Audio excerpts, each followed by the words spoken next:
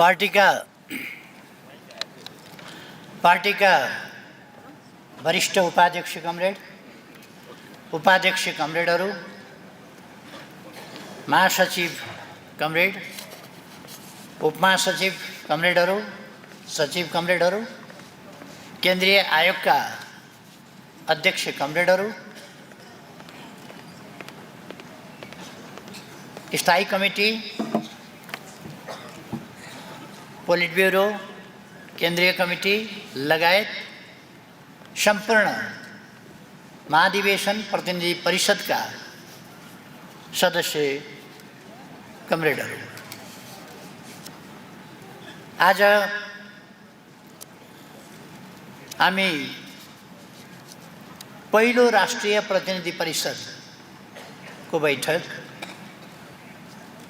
समावेश भएका छौँ, सामेल भएका छौँ। म सम्पूर्ण कमरेडहरूलाई यस बैठकमा हार्दिक स्वागत गर्न चाहन्छु।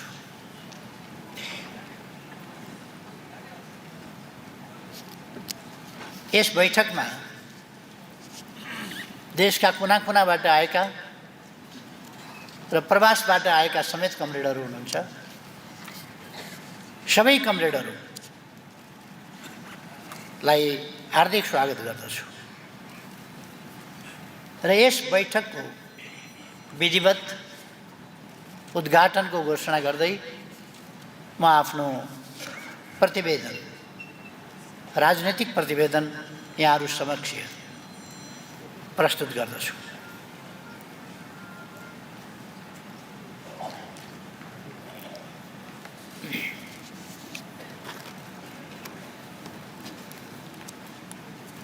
हामी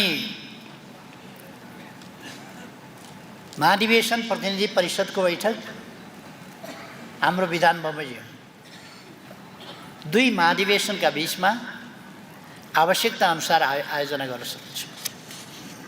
अर्को स्वरूपमा विधान महाधिवेशनको पनि आयोजना गर्दछौँ। यति बेला हामीले यो प्रतिनिधि परिषदको पहिलो बैठक आयोजना गरेका छौँ, यसमा सहभागी भइरहेका छौँ। विधान महाधिवेशनको अभ्यास 10औं राष्ट्रिय महाधिवेशनभन्दा 3 महिना जसो अगाडि नै हामीले 2 महिना अगाडि हामीले आयोजना गरेका थियौँ र फेरि अब केही समयको अन्तरालमा विधान महाधिवेशनको पनि आयोजना गर्नेछौँ। यसरी विधान महाधिवेशन यो त हामीले गरिसक्यौँ, पनि एउटा नयाँ अभ्यास थियो, सर्वथा नयाँ अभ्यास। र प्रतिनिधि परिषदको बैठक यसरी आयोजना गर्ने कुरा यो पनि हाम्रा निम्ति नितान्त नयाँ अभ्यास हो। पार्टीको सर्वोच्च निकाय सर्वोच्च निकाय महाधिवेशनका प्रतिनिधिका रूपमा नीति र नेतृत्व निर्माणमा निर्णायक योगदान गर्नुहुने कमरेडहरूलाई अर्को महाधिवेशनसम्म क्रियाशील बनाइराख्न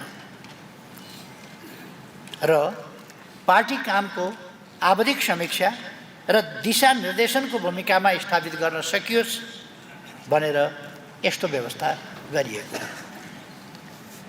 राष्ट्रिय महाधिवेशन प्रतिनिधि परिषदका 3वटा कार्यादेश छ। केन्द्रीय कमिटी र केन्द्रीय निकायका तर्फबाट प्रस्तुत प्रतिवेदनमाथि छलफल गरी पारित गर्ने, जो आज हामी गर्दैछौँ। आज हामी प्रस्तुत गर्छौँ, त्यसमा छलफल भोलि गर्छौँ र पारित पनि गर्छौँ। केन्द्रीय कमिटी र केन्द्रीय निकायका तर्फबाट प्रस्तुत प्रतिवेदनमाथि छलफल गरेर त्यसलाई पारित गर्ने, केन्द्रीय कमिटी र केन्द्रीय निकायका समग्र कामको समीक्षा गर्ने र आवश्यक निर्देशन दिने तथा यस विधानमा उल्लेख भए बमोजिम विधान महाधिवेशनको हैसियतमा काम गर्ने। यो प्रतिनिधि परिषदलाई विधान महाधिवेशनको रूपमा पनि हामीले व्यवस्था गरेका छौँ। अहिले हामी विधान महाधिवेशनको रूपमा नभई यस बैठकमा केन्द्रीय कमिटी र केन्द्रीय निकायको कामका समीक्षा गर्ने र आवश्यक निर्देशन दिने दायित्व बोकेर उपस्थित भएका छौँ। अथवा यसलाई नितान्त प्रतिनिधि परिषदको बैठकको रूपमा हामीले महाधिवेशन प्रतिनिधि परिषदको बैठकको रूपमा हामीले यसलाई व्यवस्था गरेका छौँ। बैठकको आरम्भमै म राष्ट्र, जनता र आन्दोलनको हितमा आफ्नो अमूल्य जीवन उत्सर्ग गर्नुहुने शहीदहरूप्रति भावपूर्ण श्रद्धाञ्जली अर्पण गर्न चाहन्छु। पार्टीका संस्थापक महासचिव पुष्पलाल, जननेता मदन भण्डारी र पहिलो कम्युनिस्ट प्रधानमन्त्री मनमोहन अधिकारी लगायत आन्दोलनका सबै अग्रजहरूप्रति हार्दिक श्रद्धासुमन अर्पण गर्न चाहन्छु। जेल र यन्त्रणा, निर्वासन र भूमिगत जीवन, आश्रयदाता र आन्दोलनकारी एवं घाइते र बेपत्ता आदि अनेकौं भूमिकामा रहेर आन्दोलनलाई यस उचाइमा ल्याउन योगदान गर्नुहुने सबैप्रति उच्च सम्मान व्यक्त गर्न चाहन्छु। हामी सङ्कल्प गर्छौँ शहीदहरू, अग्रज तथा जनताको आदर्श, विश्वास र भरोसालाई हामीले कहिल्यै कमजोर नदिने छैनौँ।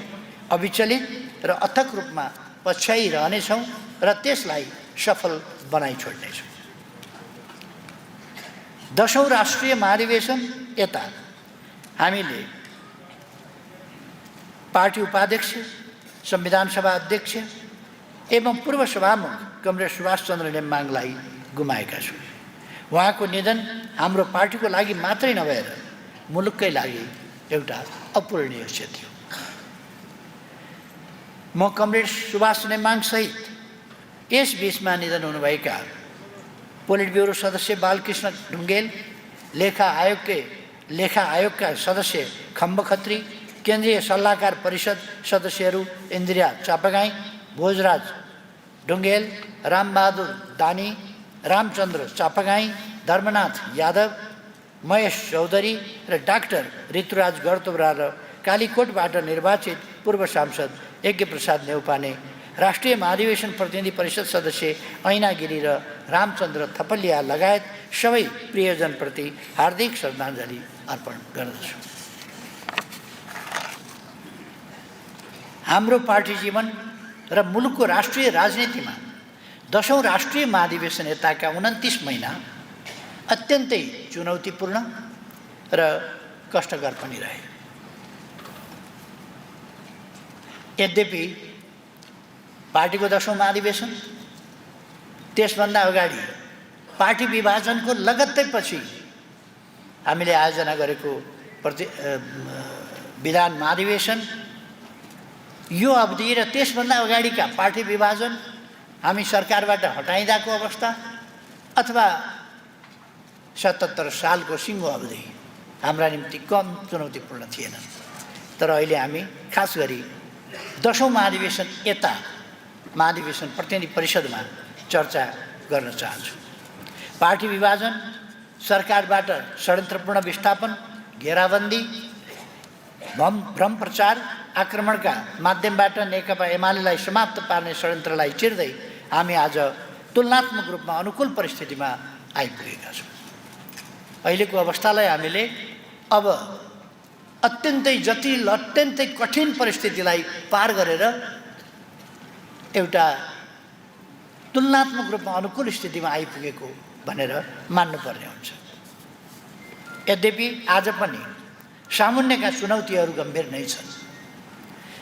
निर्णायक राष्ट्रिय शक्तिका रूपमा पार्टीलाई स्थापित गर्ने र त्यही राष्ट्रिय शक्तिको अगुवाईमा राजनीतिक स्थायित्व, सुशासन, राष्ट्रिय हित र स्वाभिमानको प्रत्याभूति गर्दै समृद्धि र समाजवादको आधार निर्माण गर्ने दुई मुख्य अभिभारा हाम्रा सामु छन्। यस बैठकले महाधिवेशन यताका करिब 2.5 वर्षको वस्तुनिष्ठ समीक्षा गर्दै उपयुक्त अभिभारा पुरा गर्न आगामी दिनमा गर्नुपर्ने कामबारे आवश्यक निर्देशन दिनेछ।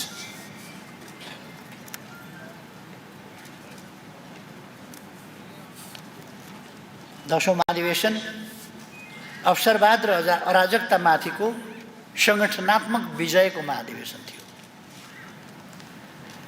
पार्टी विभाजनका दुष्प्रयास, संविधानको अपव्याख्याका आधारमा सरकारबाट विस्थापन, चौतर्फी घेराबन्दी र आक्रमणका बीचमा 78 असोज 15-17 विधान महाधिवेशन तथा मङ्सिर 10-14 10औं राष्ट्रिय महाधिवेशन सम्पन्न गरिएको थियो। आज फर्केर हेर्दा हामी स्पष्ट भन्न सक्छौँ ती महाधिवेशनहरू दक्षिणपन्थी अवसरवाद र सङ्गठनात्मक अराजकतामाथि सङ्गठनात्मक विजयका महाधिवेशनका रूपमा रहे। विभाजनको मनोविज्ञानलाई चिर्न, क्रान्तिका सिद्धान्त, कार्यक्रम र कार्यदिशालाई अद्यावधिक गर्न एवं पार्टीलाई नयाँ ढङ्गले पुनर्गठन र अग्रगति दिन ती महाधिवेशनहरू अत्यन्तै सफल रहे। नेपाली कम्युनिस्ट आन्दोलनको इतिहासमा पहिलोपटक नीति र विधिमा मात्रै बहस गर्ने गरी विधान महाधिवेशन आयोजना गरिएको थियो। 6300 भन्दा बढी प्रतिनिधि सहभागी विधान महाधिवेशनले नेकपा एमालेको सङ्गठनात्मक आधार स्तम्भ अक्षुण्ण रहेको र विभाजनको असर नगण्य रहेको तथ्य पुष्टि गर्दै पार्टी पङ्क्तिको मनोबल उच्च गरायो। विगतमा नीति र नेतृत्वको प्रश्न एकै ठाउँ छ्यासमिस हुँदा नीतिमाथिको छलफल ओझेलमा परेको, बहस वस्तुनिष्ठ, स्वस्थ र नीति केन्द्रित हुन नसकेको तथा कहिलेकाहीँ त नेतृत्वको आकाङ्क्षा पूर्तिका लागि मात्रै कृत्रिम ढङ्गले नीतिको विवाद सिर्जना गरिएका नमिठा अनुभव समेत भोग्दै आयो। त्यसबाट पाठ सिक्दै आयोजना गरिएको विधान महाधिवेशनले प्रतिनिधिहरूलाई नीतिका प्रश्नमा खुलस्त, जीवन्त र स्वस्थ ढङ्गले सहभागी हुन प्रोत्साहित गर्यो। दक्षिणपन्थी अवसरवाद र सङ्गठनात्मक अराजकतालाई परास्त गरौँ, जबजको मार्गदर्शनमा समाजवादको आधार निर्माण गरौँ भन्ने मूल नाराका साथ आयोजित विधान महाधिवेशनले आजका वैचारिक, सङ्गठनात्मक र राजनीतिक विषयहरूमा स्पष्ट गर्न मार्गदर्शन गरेको छ। महाधिवेशनले नेपाली क्रान्तिको मार्गदर्शक सिद्धान्तका रूपमा जनताको बहुदलीय जनवादको औचित्य, सान्दर्भिकता र महत्त्वलाई पुनर्पुष्टि गर्यो। राजनीतिक प्रणालीमा ठुलो परिवर्तन भएको भए तापनि नेपाली समाजको सामाजिक आर्थिक रूपान्तरणको काम भने बाँकी नै रहेको र नयाँ उत्पादक शक्ति अनुकूलको उत्पादन सम्बन्ध विकास हुन नसकेको निष्कर्ष निकाल्यो।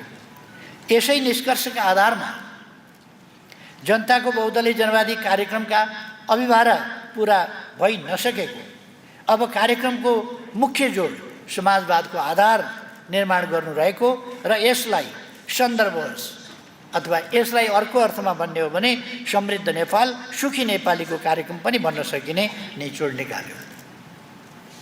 शान्तिपूर्ण बाटो, लोकतान्त्रिक विधि र संवैधानिक माध्यमबाट प्रतिस्पर्धामा श्रेष्ठता हासिल गर्दै राष्ट्रिय पुँजी निर्माण गर्ने र समाजवादको आधार निर्माण गर्ने कार्यदिशा महाधिवेशनले तय गर्यो। महाधिवेशनले पार्टी निर्माणका विविध आयामका बारेमा पनि महत्त्वपूर्ण निष्कर्ष निकाल्यो। महाधिवेशनका राजनीतिक निष्कर्षहरूको दूरगामी महत्त्व छ। यिनैले हामीलाई आगामी महाधिवेशनसम्मका लागि मार्गदर्शन गर्नेछ। महाधिवेशनका निष्कर्षहरूबाट सिङ्गो पार्टी पङ्क्तिलाई प्रशिक्षित र दीक्षित गर्नु एवं अनुशासित, सुदृढ, गतिशील, जनआधारित र समृद्धिको संवाहकका रूपमा पार्टी निर्माण गर्नु हाम्रो मुख्य सङ्गठनात्मक दायित्व हो। 10औं राष्ट्रिय महाधिवेशनको उद्घाटन समारोह नेकपा एमाले प्रति नेपाली जनताको विश्वास, भरोसा र समर्थनको अभूतपूर्व परिघटना थियो। एमाले विभाजित भएको छ, अब यो सरकारमा फर्किन सक्दैन र यो किनारमा धकेलिँदै गएको छ भन्ने भ्रमको आँधी हुरी चलाइरहेको बेला नारायणी नदी किनारमा उर्लिएको विशाल जनसागर आफैले यी प्रश्नहरूको जवाब दिएको थियो। विधान महाधिवेशनमा कार्यकर्ता पङ्क्तिबाट राष्ट्रिय महाधिवेशनमा जनस्तरबाट अभिव्यक्त भावनाको सार थियो पार्टी एकताबद्ध रूपमा अगाडि बढोस्, तर नेतृत्व निर्माणको बेला सो भावना पूर्ण रूपमा प्रतिबिम्बित हुन सकेन। आफैमा उच्च लोकतान्त्रिक चरित्र भएको पार्टीले मात्रै समाजमा पनि लोकतन्त्रको स्थापना र विकास गर्न सक्छ भन्ने विषयमा नेकपा एमाले स्पष्ट छ। नेकपा एमाले नेपाली समाजमा लोकतन्त्र स्थापनाका लागि बलिदानी सङ्घर्ष र सही नेतृत्व गर्ने पार्टी हो। नेकपा एमाले आन्तरिक पार्टी जीवनमा लोकतान्त्रिकीकरणको मानक निर्माण गर्ने पार्टी हो। पार्टीको लोकतान्त्रिक आचरण र समाजमा लोकतन्त्रको अगुवाई अन्तर सम्बन्धित छन्, तसर्थ यिनका बीचमा सङ्गति आवश्यक छ भन्ने विषयमा हामी स्पष्ट छौँ।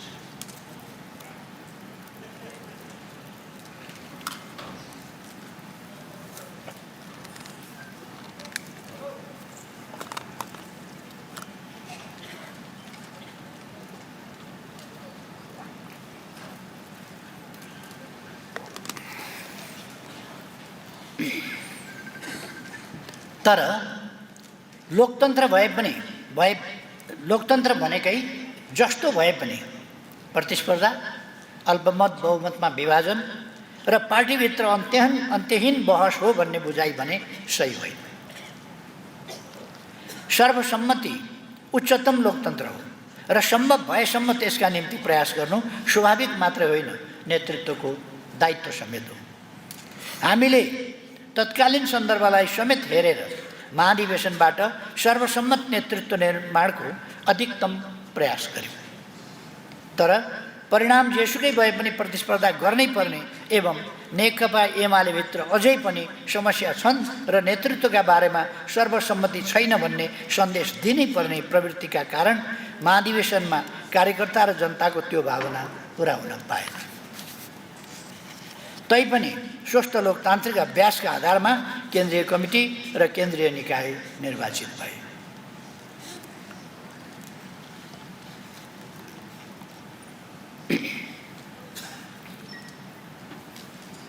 दशौं राष्ट्रिय महाधिवेशन सम्पन्न भएको करिब 2.5 वर्षको अवधिमा हाम्रो सम्पूर्ण शक्ति पार्टीको रक्षा, विकास र सुदृढीकरणमा केन्द्रित भयो।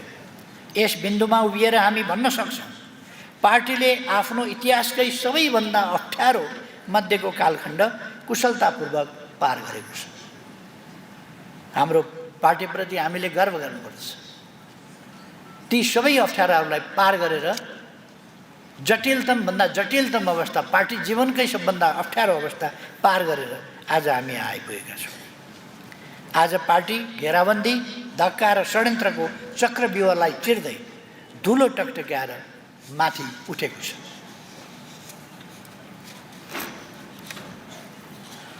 दुई 2077 पुसपछि पार्टी विरुद्धको घेराबन्दीलाई तोड्ने र पार्टीको रक्षा गर्ने प्रयोजनका लागि धेरैभन्दा धेरै साथीहरूलाई समेट्ने गरी हामीले तुलनात्मक रूपमा ठुला आकारका कमिटी बनाएर पार्टी पुनर्गठनको अभियान थालेका थियौँ। पार्टी बचाउने उद्देश्यले बनाइएका कमिटीहरूलाई पार्टी बनाउने दिशामा रूपान्तरित गर्न नियमित अधिवेशन, कमिटी निर्माण, संस्थागत सञ्चालन एवं सदस्यता नवीकरण, विस्तार र अभिलेख व्यवस्थापन अनिवार्य हुन जान्थ्यो। यसै उद्देश्यले 78 कार्तिक 6 गते एकै दिन देशका सबै वडा अधिवेशन र कार्तिक 9 गते सबै पालिकामा पालिका अधिवेशन सम्पन्न गरिएको थियो। महाधिवेशन अगाडि सुरु भएको सङ्गठनात्मक सुदृढीकरणको त्यस श्रृङ्खलालाई निरन्तरता दिँदै 78 पुस 23 गते एकै दिन जिल्ला अधिवेशनहरू सम्पन्न गरिए। 2080 भदौ र असोजमा प्रदेश अधिवेशनहरू सम्पन्न भएर पार्टीलाई संस्थागत गर्ने काम एक हदसम्म सम्पन्न भएको छ।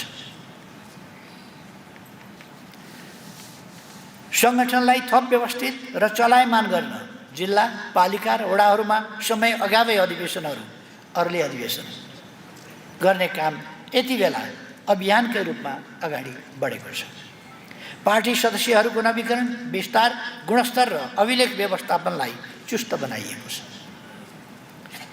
जनसङ्गठनहरूका राष्ट्रिय अधिवेशन सम्मेलनहरू सम्पन्न भएका छन् र तिनीहरू नयाँ गतिका साथ अगाडि बढ्ने प्रयास गरिरहेका छन्। केन्द्रीय विभागहरूको कामले गति लिएको छ। पार्टीमा स्कुलिङको काम सङ्गठित, व्यवस्थित र संस्थागत हुँदै गएको छ। सारमा पार्टीको रक्षा, विकास र सुदृढीकरणको यस अभियानमा महत्त्वपूर्ण उपलब्धि हासिल भएका छन्। यद्यपि गर्नुपर्ने काम अझै धेरै बाँकी छ। पार्टी निर्माण आफैमा साध्य होइन। यो सामाजिक आर्थिक रूपान्तरण र समाजवादको आधार निर्माण गर्ने लक्ष्य प्राप्तिको साधन हो। तसर्थ हामीले पार्टी निर्माणको अभिभारालाई समाजवाद निर्माणको राष्ट्रिय अभिभारासँग अविभाज्य ढङ्गले जोड्न सक्नुपर्दछ। समाजवाद प्राप्तिका लागि हामीले अवलम्बन गरेको कार्यदिशाको सार हो शान्तिपूर्ण, लोकतान्त्रिक र संवैधानिक माध्यमबाट प्रतिस्पर्धामा श्रेष्ठता हासिल गर्नु र राष्ट्रिय पुँजीको निर्माण गर्दै समाजवादका आधार निर्माण गर्नु। यसका लागि अनिवार्य दुईवटा पक्ष हो। एक, पार्टीले समाजका बहुसङ्ख्यक जनताको स्वैच्छिक समर्थन हासिल गर्नु र दुई, पार्टी कमिटीहरू राज्य सञ्चालन गभर्नेन्सको क्षेत्रमा अब्बल बन्नु। बहुसङ्ख्यक जनताको समर्थन हासिल गर्ने पार्टीको उद्देश्य पुरा गर्नु प्रदेश र स्थानीय कमिटीहरूले आफू क्रियाशील भूगोलका बहुसङ्ख्यक जनताको मन जित्न सक्नुपर्छ। जनसङ्गठनहरूले आफ्नो वर्ग, समुदाय र पेसागत क्षेत्रका बहुसङ्ख्यक जनताको प्रतिनिधित्व सुनिश्चित गर्नैपर्छ।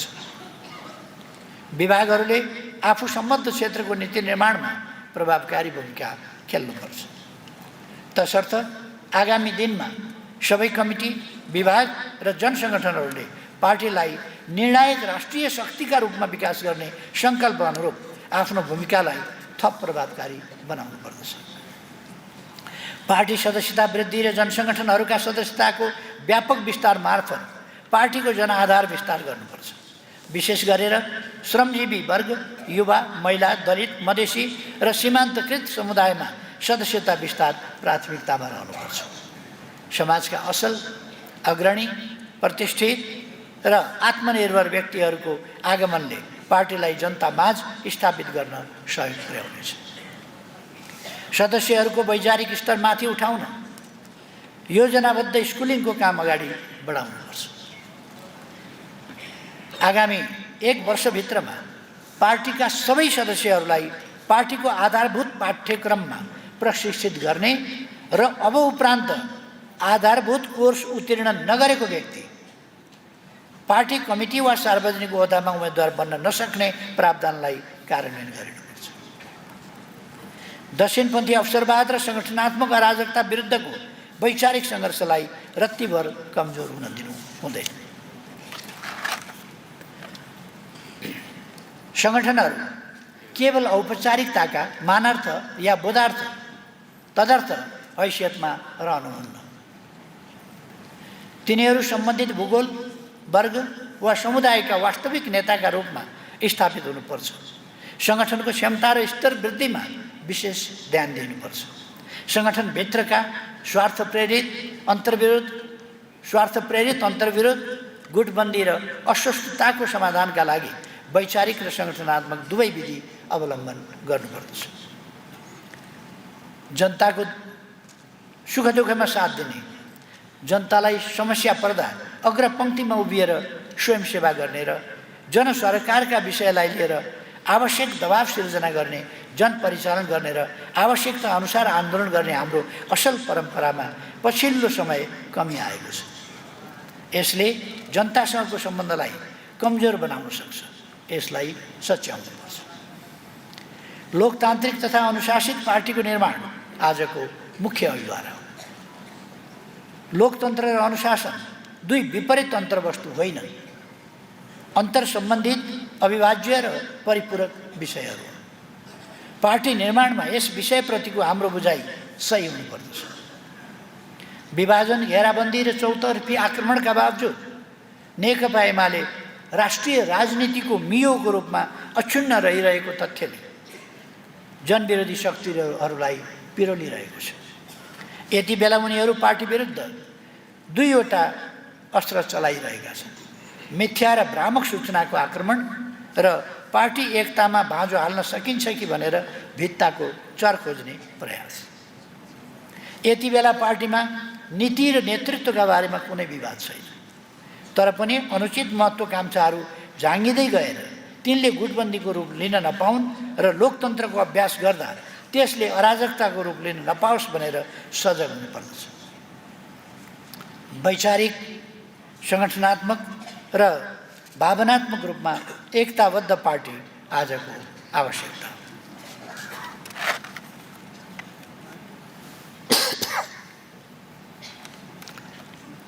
प्रतिस्पर्धाबाट श्रेष्ठता हासिल गर्दै समाजवादको आधार निर्माण गर्ने कार्यदिशा कार्यान्वयनमा जनप्रतिनिधिहरूको भूमिका अग्रपङ्क्तिका योद्धाको रूपमा रहन्छ। तसर्थ जनप्रतिनिधिहरूको क्षमता अभिवृद्धि गर्न र उहाँहरूलाई सफल बनाउन पार्टीले विशेष ध्यान दिनुपर्दछ। विचार, सङ्गठन र प्रचार कार्य पार्टी निर्माणका महत्त्वपूर्ण आधारहरू। मिथ्या सूचना र दुष्प्रचारलाई विपक्षीहरूले हाम्रा विरुद्ध हतियार बनाइरहेको सन्दर्भमा हामीले नयाँ प्रविधि, संयन्त्र र माध्यमहरू मार्फत पार्टीको प्रचार कार्यलाई तीव्र र प्रभावकारी बनाउनुपर्छ। पार्टीका हरेक नेता आफैमा सङ्गठक, प्रशिक्षक र प्रचारक हुन् भन्ने तथ्यलाई हमेसा ढेक्का राख्नुपर्छ। यस विषयमा महासचिवको सङ्गठनात्मक प्रतिवेदनमा सविस्तार चर्चा हुने हुनाले यहाँ विस्तृत रूपमा व्याख्या गरिरहनु आवश्यक ठान्दिने।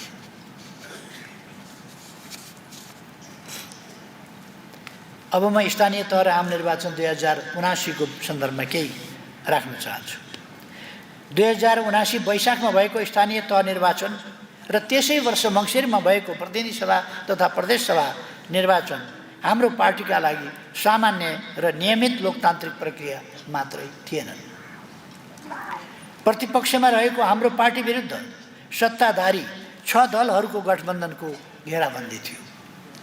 प्रतिपक्षका विरुद्ध सत्तापक्षको त्यस्तो गठबन्धन अलोकतान्त्रिक मात्रै थिएन, अराजनीतिक र अनैतिक पनि थियो। सत्तापक्षले हाम्रा विरुद्ध साधन र स्रोतको दुरुपयोग गर्यो। ठाउँ ठाउँमा भएका हाम्रो कार्यकर्ताको हत्या, बुथ कब्जा, मतदान र मतगणनामा प्रयुक्त दोहोरो मापदण्ड, निर्वाचन आयोगलाई समेत प्रभावित गर्ने र राज्य सत्ताको चरम दुरुपयोग गर्ने जस्ता दुष्कर्महरूका कारण ती निर्वाचनहरू स्वस्थ लोकतान्त्रिक अभ्यासका रूपमा रहन सकेन। निर्वाचन होइन, पार्टीले एक किसिमले युद्ध नै लड्नु परेको थियो। यावत घेराबन्दी, षड्यन्त्र र भ्रम प्रचारका बावजुद आम निर्वाचनमा सर्वाधिक समानुपातिक मत 28,45,641 प्राप्त गर्दै जनताको रोजाइको 1 नम्बर पार्टी बन्नु सामान्य उपलब्धि थिएन। साधन स्रोतको चरम दुरुपयोगका बावजुद 6 दलको गठबन्धनले सामान्य बहुमत पनि हासिल गर्न सकेन। गठबन्धनको बलमा पहिलो पार्टी बने पनि नेपाली काङ्ग्रेसको जनाधार विगतमा भन्दा झनै खस्कियो। काङ्ग्रेससँग हाम्रो पार्टीको मतान्तर 2074 को तुलनामा दोब्बरभन्दा बढी बढेर 1,30,000 पुग्यो। समानुपातिकतर्फ हामी 77 जिल्लामध्ये 44 जिल्लामा र 7वटा प्रदेशमध्ये 6वटा प्रदेशमा पहिलो पार्टीका रूपमा स्थापित हुन सफल भयो। स्थानीय तह निर्वाचनमा 206 पालिका प्रमुख र 246 उपप्रमुखलाई विजयी बनाउन सफल भयो। कम्युनिस्ट आन्दोलनलाई विभाजित गर्ने, वामपन्थी सरकार ढाल्ने र पुँजीपति वर्गको नेतृत्वमा सरकार बनाउन निर्णायक भूमिका खेल्ने दक्षिणपन्थी अवसरवाद निकै कमजोर भयो र जनमतबाट एक किसिमले अस्वीकृत नै भयो। हाम्रो पार्टी विरुद्ध स्थापित गर्न खोजिएको कथित प्रतिगमनको भाष्य जो झुटो थियो त्यो खण्डित नै भयो। चरम प्रतिकूलताका बीचमा हासिल भएका यी उपलब्धिहरूलाई कम आँक्न मिल्दैन। तर हाम्रो यो परिणाम अपेक्षाभन्दा धेरै न्यून हो र मुलुकको आवश्यकताका दृष्टिले पनि ज्यादै अपर्याप्त हो। यसो हुनुका पछाडि सत्तापक्षको घेराबन्दी मुख्य कारण त हुँदै हो, तर निर्वाचनको बेलामा हाम्रो पार्टी पङ्क्तिभित्र प्रकट भएको व्यक्तिवाद, अस्वस्थता, असमझदारी, असहयोग र अन्तर्घात जस्ता अराजक प्रवृत्ति पनि यस परिणामका लागि जिम्मेवार छ। हामीले निर्वाचनमा प्रत्येक पार्टी सदस्यसँग एउटै अपेक्षा, 2 मतको वृद्धि गर्नुहोस्, 5 मतको रक्षा भन्ने आह्वान गरेका थियौँ। तर यो लक्ष्य पुरा हुन सकेन। प्रतिनिधि सभाका 25 जना उम्मेदवारहरू 3000 भन्दा कम मतान्तरले पराजित हुनुभयो। हिजोसम्म पार्टीको माथिल्लो ओहदामै रहेका कतिपय नेता समेत पार्टी विरुद्धको षड्यन्त्रमा संलग्न भए। अग्रजहरूको त्याग, बलिदान र उत्सर्गको जगमा विकसित हुँदै आएको सुख खोज्न सबभन्दा पछाडि र दुःख भोग्न परे सबभन्दा अगाडिको आदर्शले अनुप्राणित र व्यक्तिगत हितलाई सामूहिक हितको अधीनस्थ राख्ने स्कुलिङबाट हुर्किएको पार्टीमा यसकालका प्रवृत्तिहरू अनपेक्षित थिए। आफूले भने जस्तो नहुँदा पार्टी हितमाथि गम्भीर आघात पुर्याउन पनि पछि नपर्ने जस्ता प्रवृत्तिहरू आलोच्य, त्याज्य, निन्दनीय र दण्डनीय छन्। कतिपय कमिटी क्रियाशील नै नभएको र जनसम्बन्धबाट टाढिएको देखियो। पार्टीका स्थापित विचार र सिद्धान्त, पार्टीले सरकारमा हुँदा हासिल गरेका महत्त्वपूर्ण उपलब्धि एवं पार्टीका सङ्कल्प र प्रतिबद्धताहरू जनताबीच प्रचार गर्ने र समाजमा स्थापित गर्ने काम प्रभावकारी भएन। प्रायोजित मिथ्या र भ्रामक सूचनाको बाढीलाई परास्त गर्न सकिएन। युवा मतदाताहरू, शहरी जनमत र प्रवासी नेपालीहरूका बीचमा पार्टीप्रतिका आकर्षण र जनाधार सङ्कुचनमा परेको देखियो। निर्वाचन परिणामले सिर्जना गरेको प्रतिकूलताको मूल्य आज राष्ट्रले नै चुकाउनु परिरहेको छ। निर्वाचनपछि निर्माण भएको शक्ति सन्तुलन राष्ट्र र जनताको हितमा अनुकूल बन्न सकेन। मुलुकलाई राजनीतिक स्थिरता आवश्यक थियो, तर प्रतिनिधि सभामा 1 दर्जन दलको उपस्थिति र संविधानका मुख्य विषयमा अस्पष्ट र असहमत रहनेहरूको उल्लेख्य सङ्ख्याले राजनीतिक अस्थिरताको सम्भावना झनै बढायो। बलियो राष्ट्रिय शक्ति निर्माणको जनचाहनामा प्रतिकूल प्रभाव पर्यो। राजनीतिक स्थायित्व, सुशासन, राष्ट्रिय स्वाधीनता एवं समाजवाद उन्मुख राज्य निर्माणको अभियानमा चुनौती थपिए। निर्वाचनमा प्रियतावादी अथवा पपुलिस्ट शक्तिको उदय र परम्परावादी दक्षिणपन्थी दलको शक्ति विस्तार नयाँ र विवेचनीय घटनाका रूपमा रहेका छन्। यस बीचमा बढेको चरम राजनीतिक विकृति, आर्थिक र व्यावसायिक क्षेत्रमा सङ्कट उत्पन्न र रोजगारीका क्षेत्र साँघुरिँदै गरेको अवस्था एवं सुशासन तथा सेवा प्रवाहमा उत्पन्न समस्याका कारण समाजमा निराशा बढेको छ।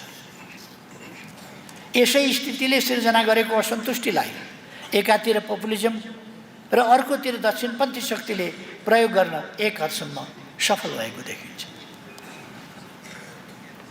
उनीहरूले यस्ता समस्यालाई उजागर र उपयुक्त गर्न सक्छन्, तर उनीहरूसँग यसको समाधान भने छैन।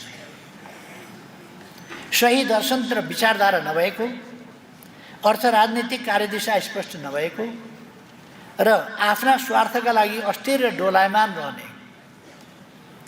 शक्तिहरू विकल्प हुन त सक्दैन।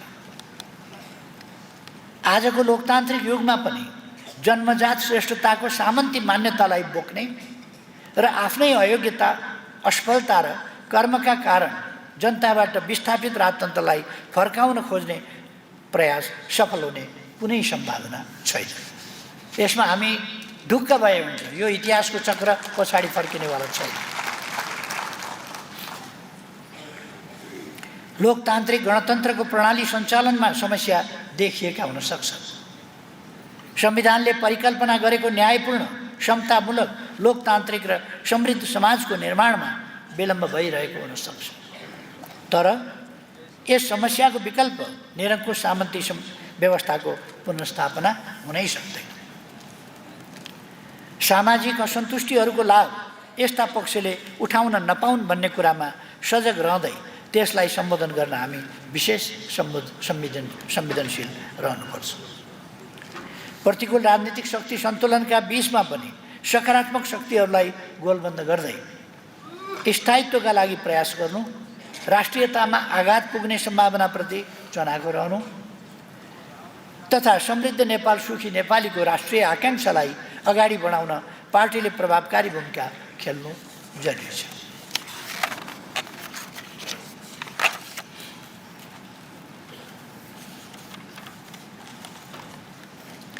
निर्वाचनमा अपेक्षित परिणाम आउन नसक्नुका पछाडि पार्टीको संगठनात्मक क्षेत्रका कमीहरू समेत जिम्मेवार रहेको निष्कर्षका साथ हामीले 79 फागुन र चैत्रमा 2 महिना लामो मिसन ग्रासरुट अभियान सञ्चालन गर्यो। 2080 वैशाखसम्म विस्तारित भएको उक्त अभियानका लागि 7 वटा उद्देश्य तथा तय गरिएका थिए र सबै पालिकाहरूका लागि स्पष्ट कार्यादेशसहित केन्द्रीय प्रतिनिधिहरू खटाइएको थियो। अभियानले पार्टी जीवनमा नयाँ रक्त सञ्चार गर्यो। यस क्रममा केन्द्रीय प्रतिनिधिहरूको उपस्थितिमा प्रदेश, जिल्ला, पालिका, वडा र टोल समेत गरी 24,132 वटा बैठक सम्पन्न भए। 6,995 वटा प्रशिक्षण कार्यक्रम र भेलाहरू आयोजना गरिए। 13,459 वटा कमिटीहरू पुनर्गठन गरिए। जनसङ्गठनका कामहरू अपेक्षित रूपमा अगाडि बढ्न नसके पनि 2,230 वटा बैठक र भेलाहरू सम्पन्न भए।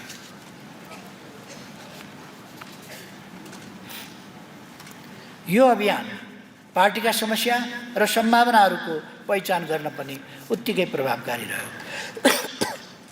अभियान मार्फत पार्टीमा विचारधारात्मक काममा कमी रहेको, नेता कार्यकर्ताहरूमा पार्टीका विचार र सिद्धान्तबारे चासो न्यून रहेको, पार्टी प्रशिक्षण नियमित हुन नसकेको, पठन संस्कृति कमजोर रहेको र पार्टी पङ्क्तिमा सिद्धान्तहीनता र अराजकता बढ्दै गएको जस्ता समस्या पहिचान भए।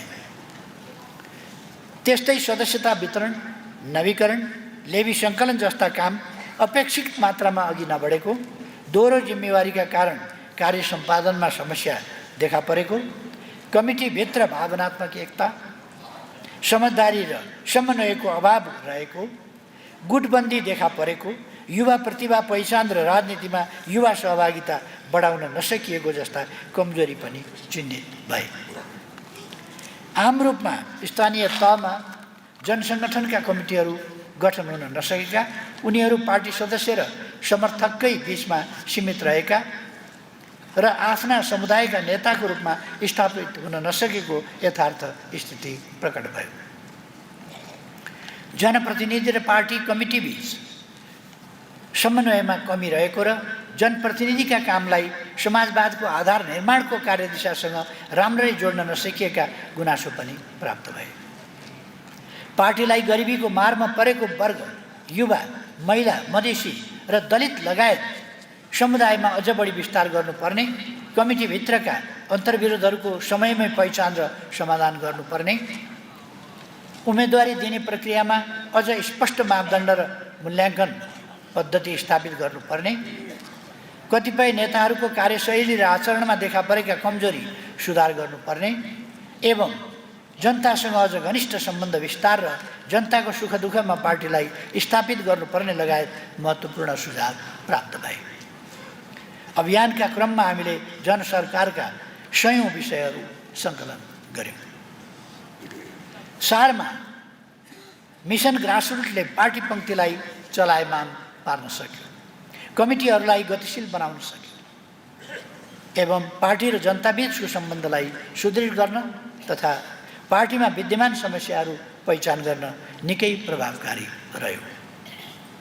पहिचान भएका समस्याहरूमाथि आधारित रहेर पार्टीले वार्षिक कार्ययोजना निर्माण गर्यो। अहिले हामी त्यही कार्ययोजना कार्यान्वयनको प्रक्रियामा छौँ। अब म झुलाघाट चिवाबन्ज्याङ समृद्धिका लागि सङ्कल्प यात्राको बारेमा केही संक्षिप्त चर्चा गर्छु। पार्टीले 2080 मङ्सिर 14 गतेदेखि पुस 1 गतेसम्म झुलाघाट चिवा भन्ज्याङ समृद्धिका लागि सङ्कल्प यात्रा सञ्चालन गर्यो। अभियानका लागि पहाडी क्षेत्रमा देखा परेको तीव्र बसाइसराईका कारणहरू पहिल्याउने, अतिवादलाई निस्तेज पार्दै सामाजिक सद्भाव र राष्ट्रिय एकतालाई बलियो बनाउने, समाजमा बढिरहेको निराशा र नकारात्मक मनोविज्ञानलाई चिर्दै देशलाई समृद्ध बनाउन सकिन्छ भन्ने आत्मविश्वास बढाउने, यस वर्ष कम्युनिस्ट पार्टी स्थापनाको 75औं वर्ष समेत भएकाले कम्युनिस्ट पार्टीले नेपाली समाजमा गरेका सकारात्मक योगदानहरूलाई जनतामा स्थापित गर्ने र जनतासँगको सम्बन्धलाई थप घनिष्ठ बनाउने लगायत उद्देश्य तय गरिएको थियो। सम्बन्ध स्थानीय, सन्देश राष्ट्रिय भन्ने मर्मका साथ सञ्चालित अभियान निकै प्रभावकारी, सफल र दूरगामी महत्त्वको रह्यो। यस यात्रामा हामीले 30 जिल्लामा 1 दर्जनभन्दा बढी ठुला जनसभा र 100औं जनभेलाहरू मार्फत लाखौं जनतासँग प्रत्यक्ष संवाद गर्यौं। झन्डै 10 लाख जनता सहभागी रहेको यस कार्यक्रममा पार्टीप्रति प्रकट भएको जनसमर्थन, जनसहभागिता, माया तथा सद्भाव अविस्मरणीय रहेको छ। रातिको चिसो, सिरेटो र झरीबादल केही नबनी यात्रा टोलीको स्वागतका लागि सडक छेउमा पंक्तिबद्ध ज्येष्ठ नागरिकहरू, महिला तथा बालबालिकाहरूका अनुहारमा अभिव्यक्त पार्टी नेतृत्वको प्रतिको माया, विश्वास र भरोसा गौरव गर्न लायक रहेको छ। राष्ट्रिय हितको रक्षा र स्वाभिमानको सम्वर्धन गर्न, लोकतन्त्रको रक्षा र विकास गर्न, सामाजिक सद्भाव र राष्ट्रिय एकता दर्विलो बनाउन तथा विकास निर्माण, समृद्धि र सुशासन कायम गर्न नेकपा एमालेको नेतृत्व अपरिहार्य छ भन्ने जनभावना यस क्रममा स्पष्ट रूपमा प्रकट भएको छ।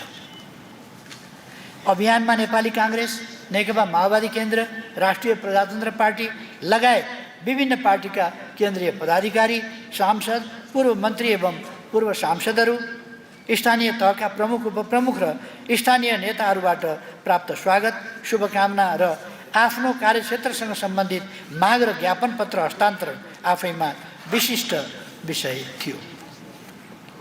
यसरी पार्टीले सुरु गरेको यो अभियान राष्ट्रिय अभियानमा रूपान्तरित भयो।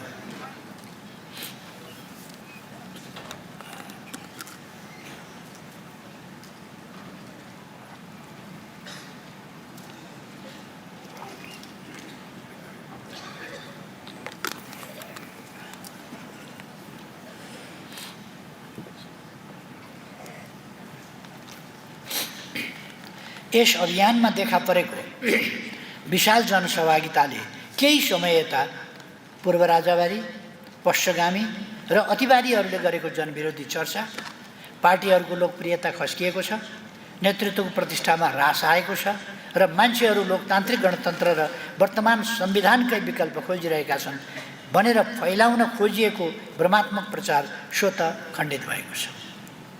नेकपा एमालेको सङ्कल्प यात्राले लोकतान्त्रिक गणतन्त्रप्रतिको जन समर्थनलाई थप सुदृढ र मजबुत बनाएको छ। यस अभियानले सिङ्गो पार्टी पङ्क्तिलाई अभूतपूर्व रूपमा चलायमान, गतिशील र एउटै लयमा परिचालित गर्यो। नेतृत्व पङ्क्तिलाई आत्मीय रूपमा अझ एकताबद्ध बनायो।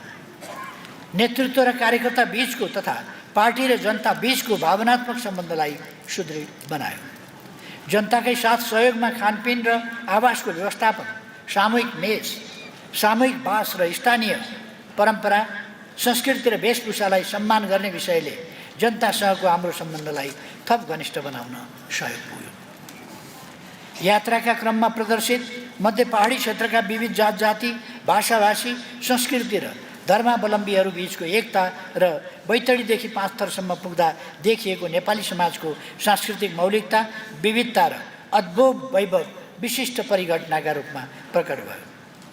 यस यात्राले केही सीमित तत्त्वहरूद्वारा संकीर्ण स्वार्थका लागि चर्काउन खोजिएको जातीय तथा साम्प्रदायिक अतिवाद, अराजकता र हिंसालाई निष्फल तुल्याइदियो। लाखौंको सङ्ख्यामा सडकमा उत्रिएर नेपाली जनताले आफूहरू बीचको सामाजिक सद्भाव कसैले चुडाउन नसक्ने सन्देश दिए। देशको जगमा निर्मित बलियो राष्ट्रिय एकताको पक्षमा आफूलाई उभ्याए। जनताको यस समर्थनलाई हामीले सिङ्गै राष्ट्रको एकता र पुँजीको रूपमा ग्रहण गरेका छौँ। पूर्वाधारका दृष्टिले मध्य पहाडका गाउँ र बस्तीहरूमा यस बीचमा ठुलो परिवर्तन आएको प्रत्यक्ष देख्न सकिन्छ।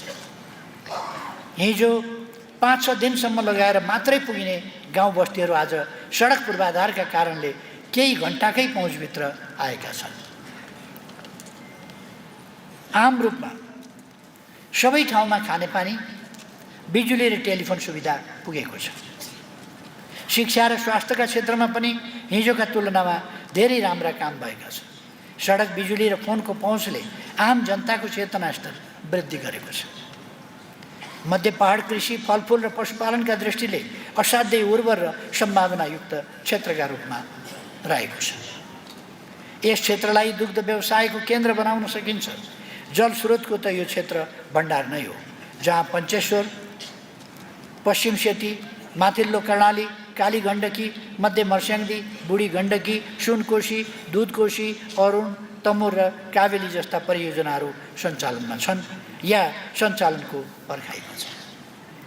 सुरम्य हावापानी, सुन्दर दृश्यावलोकन, परम्परागत खाना र सांस्कृतिक विविधताका दृष्टिले धनी यो भूभाग पर्यटनका लागि असाध्यै उर्वर रहेको छ। पछिल्लो समय नयाँ पर्यटकीय स्थलहरू खुल्दै र ती स्थानहरूमा पूर्वाधार निर्माण हुँदै गरेको, आन्तरिक र बाह्य पर्यटकहरूको आगमन बढ्दै गएको देख्न सकिन्छ। यो क्षेत्र खानी र खनिजजन्य पदार्थका दृष्टिले पनि सम्भावनायुक्त रहेको छ। तर पहाडी गाउँ बस्तीहरूमा बसाइसराई ठुलो चुनौतीको रूपमा देखा परेको छ। हामीले यात्रा गरेका 30 जिल्लामध्ये अधिकांशको जनसङ्ख्या वृद्धि दर ऋणात्मक रहेको छ। कतिपय गाउँ बस्ती रित्तिँदै गएका छन्। विद्यार्थीको अभावमा कतिपय विद्यालय बन्द हुने अवस्थामा पुगेका छन्। खेतीयोग्य जमिन बाँझो बन्दैछ। गाउँमा श्रमका लागि युवाहरूको अभाव छ। कतिपय ठाउँमा त वृद्धहरूको हेरचाह गर्ने वा मलामी गर्ने व्यक्ति पाउन समेत मुस्किल छ। बसाइसराईका पछाडि केही बाध्यात्मक कारणहरू पनि छन्, तर पछिल्लो समय नेपालमा अवसर नै छैन, नेपाल बन्दैन, विदेशमा अवसर नै अवसर छ र जसरी पनि त्यहाँ पुग्न पाइयो भने जिन्दगी सप्रिहाल्छ भन्ने भ्रामक प्रचार, प्रायोजित भाष्य, त्रुटिपूर्ण शैक्षिक प्रणाली र मनोविज्ञानले पनि युवाहरूको प्रवासनलाई बढावा दिइरहेको छ। स्थानीय उत्पादनले बजार, उचित मूल्य र सम्प्रेषण नपाउनु पनि बसाइसराई बढाउने कारण बनेको छ। एकातिर सस्तो मूल्यमा भित्रिने विदेशी उत्पादनसँगको प्रतिस्पर्धा, अर्कोतिर बिचौलियाका कारण आफ्नो उत्पादनको उचित मूल्य पाउनबाट वञ्चित हुने जस्ता समस्या किसानहरूले भोगिरहेका छन्।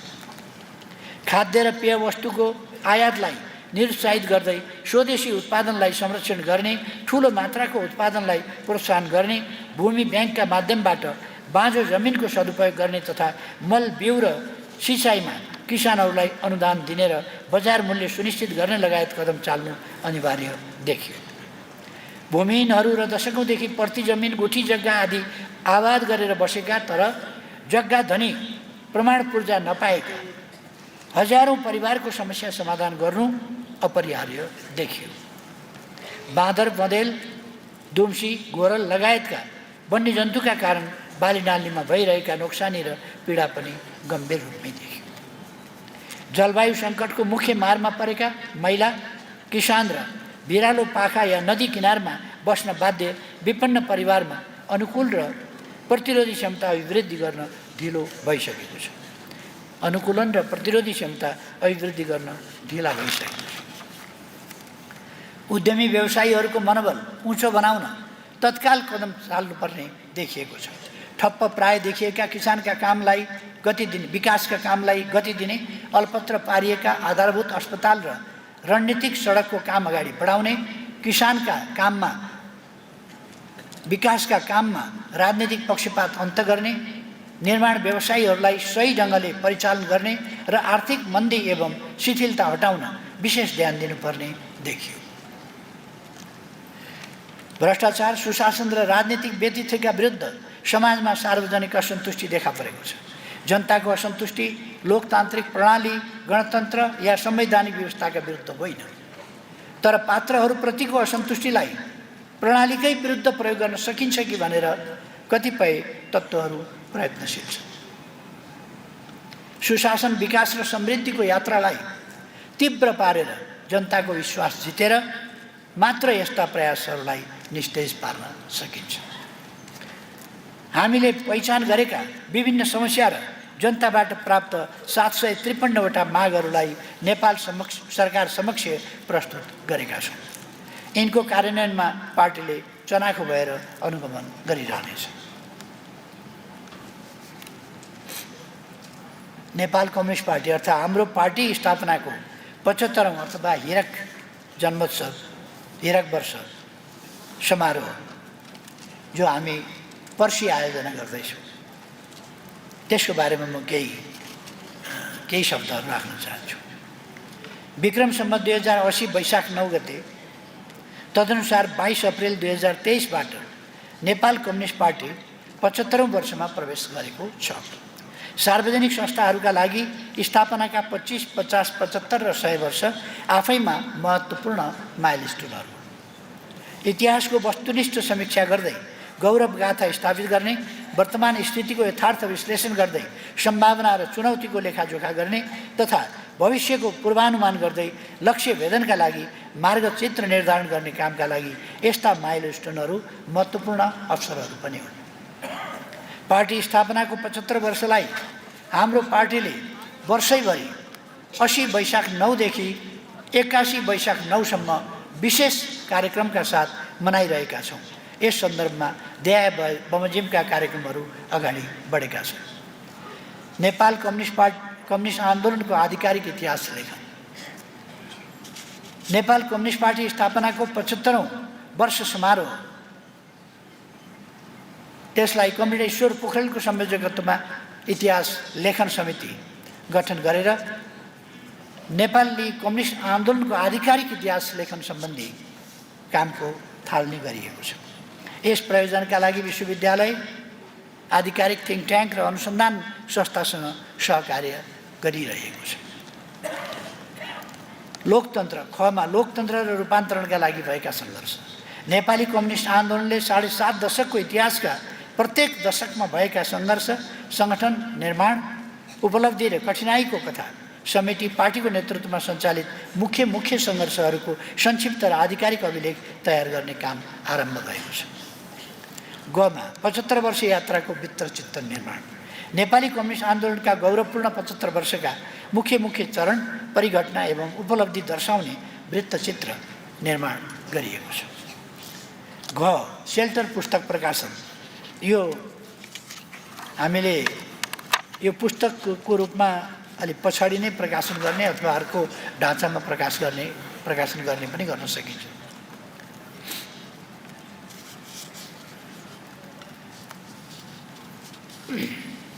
यस सन्दर्भमा विभिन्न कमरेडहरूले आफ्ना भोगाईहरू, आफ्ना अनुभवहरू र अविस्मरणीय घटनाहरूको बारेमा लेखिरहनु भएको छ। ममा ऐतिहासिक स्थलहरूको संरक्षण र सम्वर्धन। नेपाली कम्युनिस्ट आन्दोलनका सन्दर्भमा ऐतिहासिक महत्त्व राख्ने शहीद भूमि लगायतका स्थलको संरक्षण र सम्वर्धन गर्ने क्रममा पार्टीको 4औं महाधिवेशन आयोजना भएको सिराहाको सर्य अम्बासमा पार्टीको 75 वर्ष इतिहास प्रतिबिम्बित गर्ने स्मारक निर्माण गर्ने गरी काम अगाडि बढेको छ। च अन्तर्राष्ट्रिय सम्मेलनको आयोजना। पार्टी स्थापनाको 75औं वर्षको सन्दर्भ पारेर मार्क्सवादको सृजनात्मक प्रयोग र सम्बन्धित मुलुकका अनुभवहरूमा केन्द्रित रहेर भाइचारा कम्युनिस्ट पार्टी, श्रमिक पार्टी र वामपन्थीहरूको अन्तर्राष्ट्रिय सम्मेलन आयोजना गरिनेछ। हामीले यति बेलै गर्ने योजना गरेका थियौँ, तर विभिन्न कारणहरूले यति बेला हुन सकेन। खास गरी सहभागीहरूका विभिन्न फङ्सनहरू त्यति बेला मुख्य रूपमा पर्ने भएको हुनाले अर्को समयको हामी छनौट गर्दैछौँ। 6मा जनताको बहुदलीय जनवादको विकासक्रम सम्बन्धमा जननेता मदन भण्डारीका मुख्य रचनाहरूको अङ्ग्रेजी अनुवाद तयार गरिएको छ। यसको विमोचन पर्सि 10 गतेको विशेष समारोहमा गरिनेछ। जमा 75औं वर्ष समारोहको मुख्य कार्यक्रम। 75औं वर्ष समारोहका सन्दर्भमा आगामी 2081 वैशाख 10 गते भनेको पर्सि तदनुरूप 22 अप्रिल 2081 का दिन सनराइज हल यसैमा गोदावरीमा विशेष कार्यक्रम आयोजना गरिनेछ। उक्त कार्यक्रममा देआएका कमरेडहरू सहभागी हुनुहुनेछ।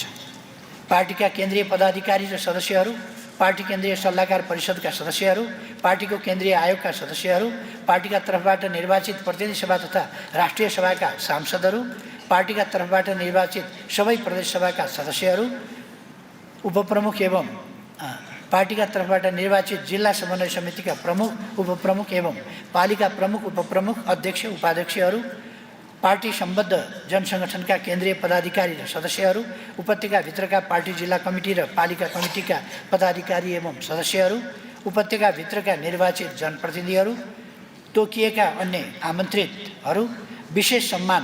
यस कार्यक्रममा नेपाली कम्युनिस्ट आन्दोलनमा असाधारण योगदान गर्ने एकजना व्यक्तित्वलाई विशेष सम्मान गरिने कार्यक्रम रहेको छ। अबको 25 वर्षपछि हाम्रो कम्युनिस्ट आन्दोलन 100 वर्षको हुनेछ। पार्टी स्थापनाको 100 वर्ष पुग्दा मुलुकलाई न्यायपूर्ण, विकसित र समुन्नत बनाउने हाम्रो सपना छ, अथवा समृद्ध नेपाल, सुखी नेपालीको गन्तव्यलाई साकार पार्ने हाम्रो सपना छ, हाम्रो सङ्कल्प छ। हामी विश्वस्त छौँ हामी यसमा सफल हुनेछौँ।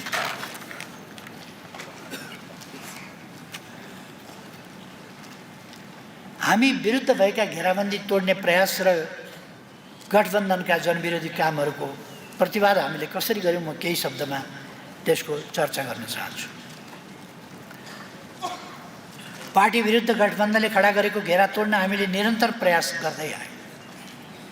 कतिपय पार्टी र नेताहरू बाह्य दबावका सामु टिक्न नसक्दा गत वर्ष हामीले सुरु गरेको नयाँ कोर्स अल्पकालमा बिथोलिए पनि हामीले विभिन्न मोर्चाहरूमा आंशिक सफलता हासिल गर्दै आयौँ। कोशी प्रदेशमा सरकार गठन र 78 तथा 80 को राष्ट्रिय सभा निर्वाचनमा प्राप्त अधिकांश सफलता हाम्रा यिनै प्रयासका परिणाम थिए। अझ यसभित्र हामीले सभामुखको निर्वाचन लगायतका विषयहरू पनि यसमा आउँछ। गठबन्धनबाट श्रृङ्खलाबद्ध अगाडि बढाइएका जनविरोधी कामहरूको हामीले सदन र सडकबाट निरन्तर विरोध गरिरह्यौँ। नागरिकता विधेयक प्रमाणीकरणमा गरिएको जालझेलपूर्ण काम, महँगी र भ्रष्टाचार, तस्करी र असङ्गठित अपराध तथा सरकारी सम्पत्तिको हिनामिना लगायत प्रश्नमा पार्टी निरन्तर विरोधमा उत्रिरह्यो। हाम्रै दबावका कारण कतिपय सत्ताधारी नेताहरूकै संलग्नतामा भइरहेको सुन तस्करीको छानबिन गर्न आयोग बनाउन सरकार बाध्य भयो। पुरातात्विक क्षेत्र, रामग्रामको जमिन गैर कानुनी तरिकाले व्यवसायिक घरानालाई लिजमा दिने प्रयास असफल भयो। विभिन्न जनसङ्गठनहरूले आफ्ना क्षेत्रसँग सम्बन्धित मुद्दाहरूमा प्रदर्शन, जनदबाव र आन्दोलन उठाउने काम गरे। आज पनि हामी जनसरकारका यिनै विषयमा सरकार, सदन र सडक तीनै ठाउँबाट पहल अगाडि बढाइरहेका छौँ। अधोगति, व्यथिति र तत्जनित निराशाका 3 वर्ष विगतका वर्षहरूको सम्बन्धमा संक्षिप्त चर्चा गर्छु। 2078 साल असारमा सर्वोच्च अदालतबाट जारी परमादेशसँगै सुरु भएको गलत राजनीतिक कोर्सका कारण मुलुक चौतर्फी समस्यामा धकेलिँदै गएको तथ्यबारे हामीले राष्ट्रिय महाधिवेशनमै पर्याप्त चर्चा विवेचना गरिसकेका छौँ। जनादेशबाट होइन, अदालतको आदेशबाट राज्य सञ्चालन हुने जस्तो व्यतिथि सुरु भएपछि यसको असर जताततै पर्नु स्वाभाविकै हो। संवैधानिक मूल्यहरूको उल्लङ्घन, संस्थाहरूको अवमूल्यन, अर्थतन्त्रमा बिचौलियाहरूको भिगभिगी, राजनीतिमा अवसरवादीहरूको हालिमुहाली र गठबन्धनका नाममा सिद्धान्तविहीन, नीतिहीन र आदर्शच्युत संस्कारले गर्दा गएका करिब 3 वर्ष मुलुकले चौतर्फी समस्याको सामना गर्नु पर्यो। यद्यपि यो कुनै अनपेक्षित वा अस्वाभाविक परिदृश्य थिएन।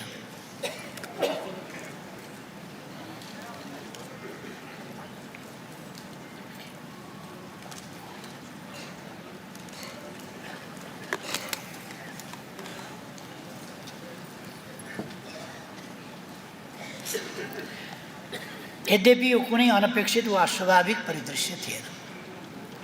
नेपालको संविधान जारी भएदेखि नै मुलुकमा दुई गन्तव्य, दुई विचारधारा, दुई धार, दुई कार्यभार, दुई खाले बाटोका बारेमा दुई थरी शक्तिका बीचमा तीव्र प्रतिद्वन्दिता सुरु भएको थियो।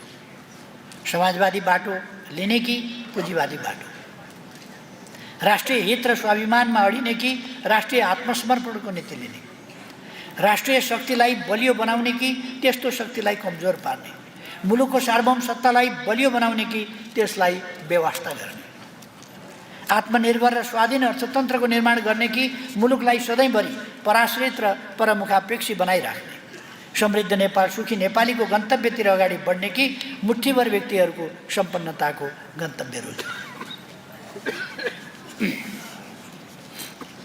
विगत वर्षहरूमा मुलुकको राजनीति यिनै विचारधारा, धार, कार्यभार, बाटो र गन्तव्य बीचको तीव्र राजनीतिक प्रतिस्पर्धा, प्रतिद्वन्दिता र अन्तर्विरोधका वरिपरि घुमिरहेको छ।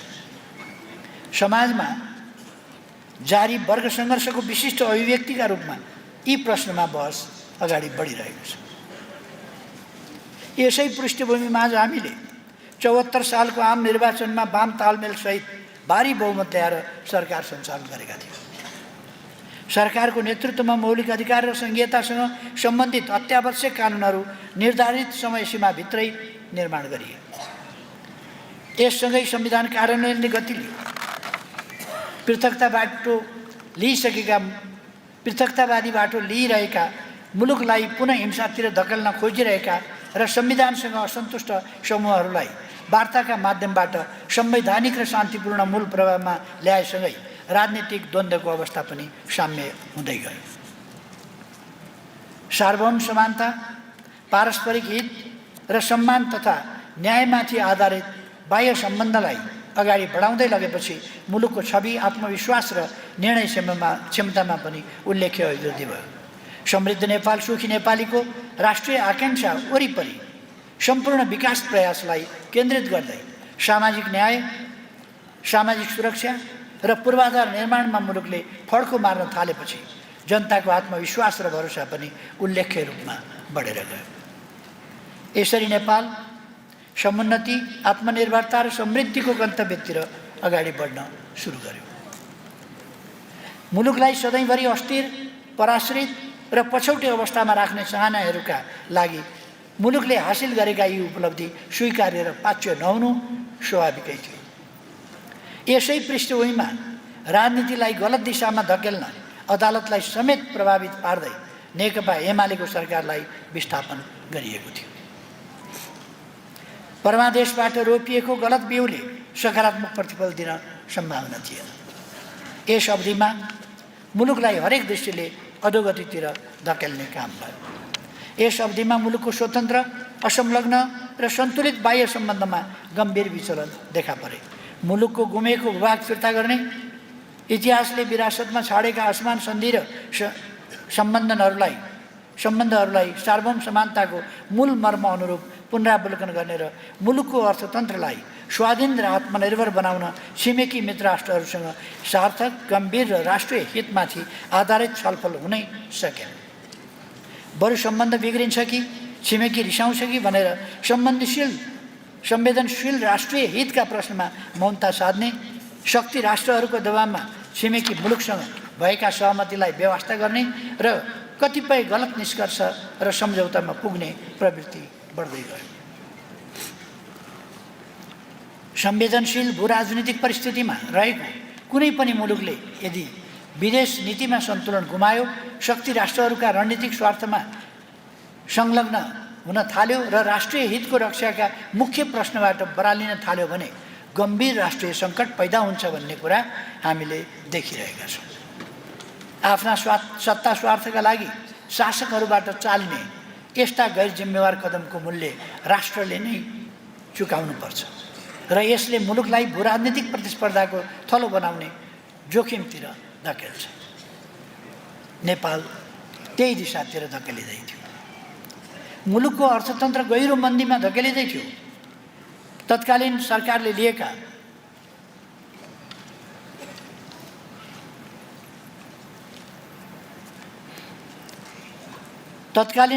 लिएका गलत आर्थिक नीति, निहित स्वार्थका लागि व्यवसायीहरूसँग गरिएका विभेदपूर्ण व्यवहार र विकास निर्माणका काममा पूर्ण व्यवस्था आदिले गर्दा अर्थतन्त्र सङ्कटमा फस्दै गयो।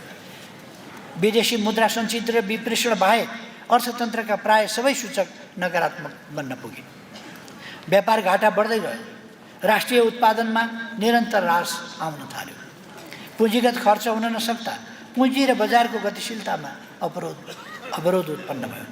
आर्थिक वृद्धि न्यून भयो। निर्माण सम्पन्न भएका आयोजनाहरूको पनि समयमा भुक्तानी दिइएन।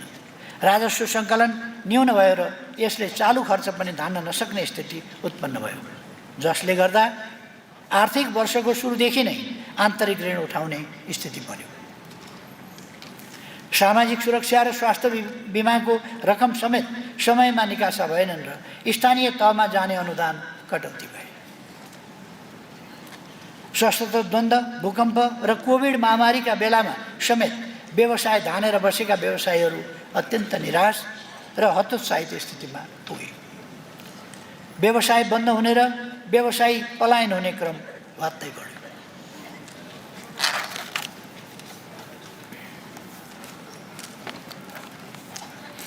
मुख्य बजार क्षेत्रका 35देखि 40% सटर बन्द हुने र उद्योगहरूले 30% भन्दा बढी कर्मचारी कटौती गर्न बाध्य हुने अवस्था आयो। दैनिक उपभोग्य वस्तुमा भएको असीमित मूल्यवृद्धि र चर्को मुद्रास्फीतिका कारण सर्वसाधारण नागरिक र उपभोक्ताको जीवन अत्यन्त कष्टकर बन्न पुग्यो। मिटर ब्याज पीडितहरू सडकमा आउन बाध्य भए। लघुवित्त संस्थाहरूको अनियन्त्रित ब्याजले कयौं सर्वसाधारणका घर दैलो बन्द गरायो। बिचौलिया, कालाबजारिया, मुनाफाखोरहरू र दलाल पुँजीपतिहरूको बिगबिगी बढेर गयो। राजनीतिक गठबन्धनको आवरणमा खतरनाक वित्तीय गठबन्धन निर्माण गरेर राज्य स्रोतको दोहन गर्ने, निश्चित व्यापारिक घरानाको स्वार्थमा करका दर हेरफेर गर्ने, निश्चित र स्वार्थी समूहलाई ठुला वित्तीय कारोबार हस्तान्तरण गर्ने जस्ता गम्भीर विकृतिहरू बढ्दै गए। वित्तीय सुशासन र सङ्गठित अपराधसँग सम्बन्धित प्रतिबद्धता पुरा नगरिएका कारण नेपाल अन्तर्राष्ट्रिय वित्तीय क्षेत्रमा कालो सूचीमा पर्ने जोखिम बढेर गयो, जुन जोखिम अझै पनि कायमै छ। सत्ता संरक्षित तस्करी, सङ्गठित अपराध र भ्रष्टाचार भयावह बन्दै गयो। त्यस्ता आपराधिक काममा सरकारकै कतिपय मान्छे संलग्न हुने मात्रै होइन, सिङ्गो राज्य संयन्त्रलाई नै त्यस्ता काममा प्रयोग गर्ने प्रयास भयो। नागरिकता संशोधन विधेयक प्रमाणीकरणका क्रममा गरिएको जालझेल र गम्भीर अपराधमा संलग्नहरूलाई आम माफी दिन राष्ट्रपति संस्थाको दुरुपयोग, आफू अनुकूल काम नगरेपछि तत्कालीन प्रधान न्यायाधीशसँग प्रतिशोध साध्न प्रयोग गरिएको महाभियोग प्रस्ताव, निज स्वार्थपूर्तिका लागि सेटिङ मिलाउन अदालतमाथि दिइएका दबाव, रेड क्रस गैर आवासीय नेपाली सङ्घ, स्काउट जस्ता गैर राजनीतिक संस्थामाथि गरिएका प्रतिशोध र हस्तक्षेप आदिले राज्यका अङ्ग र संस्थाहरूको संवैधानिक मर्यादा तथा गरिमालाई ध्वस्त बनाउँदै लगे। यो निकै चिन्ताजनक विषय थियो।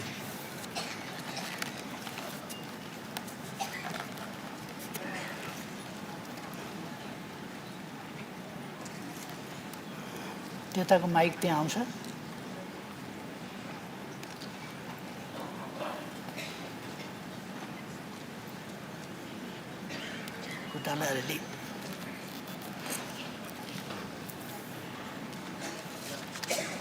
केही वर्ष अगाडिसम्म वैदेशिक रोजगारीमा जानेको सङ्ख्या 19%सम्मले कम हुने, अर्थात् हाम्रो समयमा वैदेशिक रोजगारीमा जति गइरहेका थिए त्यसमा 19%ले कमी आएको थियो। विदेश गएकाहरू समेत नेपाल फर्कने क्रम सुरु भएको थियो। अब नेपालमै केही गर्नुपर्छ भन्ने सकारात्मक भावनाको विकास हुँदै थियो। गठबन्धनका गलत नीति र व्यवहारका कारण बढेको निराशाले गर्दा त्यस विपरीत युवाहरूको विदेश प्रवासनको क्रम दोब्बर बन्न थाल्यो। गत वर्ष मात्रै जनसङ्ख्याको झन्डै 2.5% अथवा 7 लाखभन्दा बढी युवा बाहिरिए। युवाहरू नै रित्तिने गरी भइरहेको यस प्रवासन र यस मार्फत फैलिएको नैराश्य र हताशालाई सम्बोधन गर्नु अनिवार्य थियो। तर अघिल्लो गठबन्धनले नेकपा एमालेको विरोध बाहेक अर्थ केही गरेन। बरु कतिपय नेताहरूले आफूले काँक्रा चोरेर बिहाहरूको गालामा टाँस्ने जस्ता धुर्त्याइ गरे। भ्रष्टाचारको विरोधको नारा पनि सत्ताधारीहरूलाई जोगाउने काममै सीमित भयो। यस्तो परिवेशमा लोकतान्त्रिक गणतन्त्र र संविधानका आधारभूत प्रस्तावनाकै विरुद्ध चलखेलहरू सुरु भए। पात्रहरूका गलत कामले लोकतान्त्रिक प्रणालीलाई नै जोखिममा धकेल्न थाल्यो। संक्षेपमा नेकपा एमालेलाई सरकारबाट विस्थापन गरिसकेपछिको अवधि आम रूपमा व्यथिति, मुलुकको अधोगति र निराशाको अवधि रह्यो। मुलुकमा चौतर्फी सङ्कट गहिरिँदै गयो।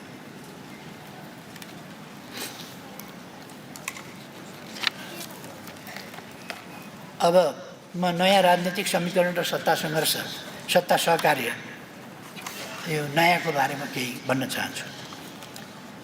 यस परिस्थितिबाट हामी आयौँ र यस्तो गम्भीर परिस्थितिलाई जिम्मेवार पार्टीको हैसियतले हामीले मुख दर्शक भएर हेर्न सक्दैनथ्यौँ।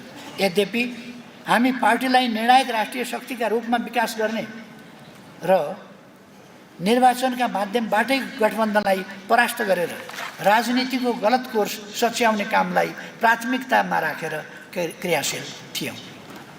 तर निर्वाचनको मात्रै प्रतीक्षा गरिरहँदा मुलुक झनै गहिरो सङ्कटमा फस्ने र आन्तरिक र बाह्य केन्द्रहरूले आफ्ना सङ्कीर्ण स्वार्थका लागि त्यसको फाइदा उठाउने जोखिम बढ्दै गयो। आन्दोलनको आँधीबेहरी उठाएर सरकारका गलत कामलाई रोक्न र गठबन्धनलाई पराजित गर्ने विकल्प पनि थियो।